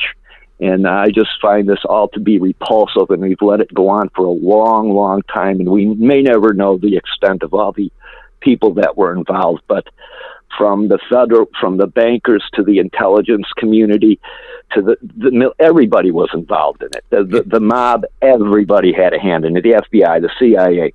You see the pictures of his escorts as he's rounding the corner coming down Daly Plaza. You see the video of his men that are assigned to ride, his personal bodyguards who are assigned to ride at the back end on the special platforms of the presidential car to protect the president. You see them being yelled at to get off the platform, and these guys turn around like they're football players, and the referee just threw a flag on them. They're throwing their hands up, and they're going, "What? What do you mean? What do you mean?" And their people come and chase them away, and then the car proceeds, and the president gets hit. It's absolutely disgusting. Terrible. Terrible. Justice needs to come. Justice needs to be served. Amen. And thank you, Red Pill. You have a great platform, Red Pill. You're a great guy. And Mark Shaw, continued luck in your field. God bless everybody. God bless. Where we go one, we go all. Where we go one, we go all. Thank you for your call. Great calls tonight. Mark, we are right at the end of our 2 hours, so please just tell everybody one more time how they can get a hold of you, and I hope that you will consider coming back when your new book is published. Well, this has been so enjoyable. Boy, what a great audience you have, and your questions are right on point. I appreciate all the preparation you've done. MarkShawBooks.com. You can find a link in there for me. M. Shaw, I-N, Yahoo. The books are The Reporter Who Knew Too Much and Denial of Justice. You can find those. Go to your library or go to the DorothyKilgallenStory.org and take a look at Dorothy. Go to the YouTube replays of What's My Line. There's so much fun. There's one with Groucho Marx that you'll love, and others. And see Dorothy in action, this wonderful woman who was killed in the line of duty, in my opinion. So I hope you'll enjoy that, and certainly I would welcome the chance to come back and talk to you again. Excellent, Mark. Well, thank you once again for joining us. I know that my audience enjoyed it. I certainly did myself, and I'm really looking forward to reading your new book, sir. So thank you very much. Happy Easter, and God bless. Thank you. All right, we'll talk to you soon. All right, excellent show tonight, you guys. I am so very grateful to Mark for coming on the show. He is obviously a researcher of an excellent caliber. He is one of those people that I love to read his stuff. I'm very, very, very impressed with the work that he's done.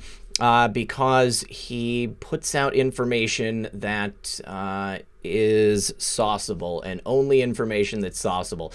So let me just get this. We will fix my video capture device. Let me go through and make sure that we've got all these posts. We're going to talk about these real quick. Casey Anon said, Dorothy gave an advance copy of one of her chapters to Florence Smith. She died 2 days after Dorothy. Coincidence. Yep, that's right. Dustin Byers wants me to check on Thomas. Says he didn't seem like himself tonight. I didn't know Thomas was streaming on Saturday nights. Yeah, I'll definitely check on him. Okay, so let's see. We had a bunch of posts, you guys. I hope that you guys enjoyed the show. Again, you can get to Mark's website and in the description of the video below. Mark is an excellent guy. And I really appreciate him coming on and sharing that time with us. So it looks like we've got a bunch of different posts which are of anons and people giving oh, look at this. We've got a powerful message from Ghana, West Africa. Hey, Colin Sco. There you go, Colin. And Great Awakening. Let's go ahead and listen. Hello. We are from West Africa, Ghana. This is the Great Awakening. The restoration of equal justice under the law will soon bring a new level of freedom and prosperity to the world. We trust the plan. Fellow patriots around the world, we are in this together. Where we go one, we go all. Where we go one, we go all. Where we go one, we go all. Hello. What a beautiful video. That's incredible to see all of these different people. So here is the original account, it looks like. These are the people who put it out originally. So how amazing was that? Let's see, what is next? Now we have one from Don't Be Fooled. Let's pull that up. Q Patriot from Germany. Let's get the volume turned up. I'm from Germany, and where we go one, we go all. You guys, I'm going to say I think we've hit some a point of critical mass. Here we go. Here comes Dylan. Another good one. Trust and believe in yourself. This you from my brother. No, but it's friggin' awesome. I had to go see it for myself. Brainerd, Minnesota. What's up? Oh, look at that. There it is. There it is. Get up there. Guys, this is in my hometown. A big Q on a billboard! Yeah! Awesome. There it is. There it is. Get up there. Guys, This is in my hometown. A big Q on a billboard! Stay Yeah! strong, America. Take down strong. That is incredible. Look at that. Now HF Delta Wave. Another Where We Go One, We Go All. Let's take a listen. This is a video. Let me turn up the volume. I'm from the UK. Where we go one, we go all. Awesome. HF Delta Dave. Oops, we already saw that one. Let's go to Rochelle Coombs. Opening a new tab. This is Los Angeles, California, USA. I'm going to follow everybody that follows me. Trump National Golf Club, Los Angeles. Okay, great. Look at that. So at Trump's Golf Club. And we've got to take the pups out. Okay, Weezy Girl, thanks for being here, you guys. And I need to get through these quickly, guys, because I need to let my pups out, too. Time to take them for a walk. Patriots from Canada at the ready. Look at that. We've got another one right here where we go one, we go all. Oh, it's a little kid. Here we go. This is about our future. Where we go one, we go all. Absolutely. 100%. Love it. Love it. Okay, next one. Wow, there's so many. Sly Unser. Where we go one, we go all worldwide. Q sticker. Another one up front. I've got a couple on my card too. I'll post those. American Patriots in Australia. American Patriots in Australia. Good stuff. All right, so we've got Travis R and some numbers. Let's take a look at Travis. QAnon Great Awakening. Here in Indiana, where we go one. I gotta let the dogs in. We stand united. Here in Indiana, where we go one, we go all. We stand united. Here in Indiana. All right. Chi-Chi just joined me. Now, oh, we got Praying Medic. Praying Medic got queued again. From Phoenix, Arizona. You are not alone. We are in this together. The entire world is watching, and the entire world is here. Where we go one, we go all. Beautiful. Okay, next we've got McAssey. From Miami, Florida. Where we go one, we go all. Beautiful. Okay. Two more. Ooh, look at that. Doctors and nurses. Another DOS attack. Who's being attacked by DDoS? Is that Akun? Let's see. There we go. Here, where we go one, we go all. Australia. Two more. T-Babs. Cue the wake up.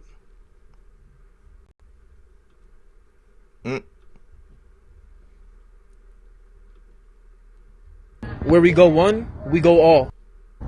From Denver, Colorado, where we go one, we go all. Man, you guys, this movement is bigger than anybody could possibly have fathomed. Oh, is this just to the Twitter? Oh, this is just Citizen Journalist Digital Soldier reposting. So this is somebody that is posting everybody's. Okay, so Q just gave us this account because they've got a ton of people they're reposting. Good stuff. And then finally, bigger than you can possibly imagine, God bless each and every one of you. You guys, this is beautiful. I am so glad that we are here together.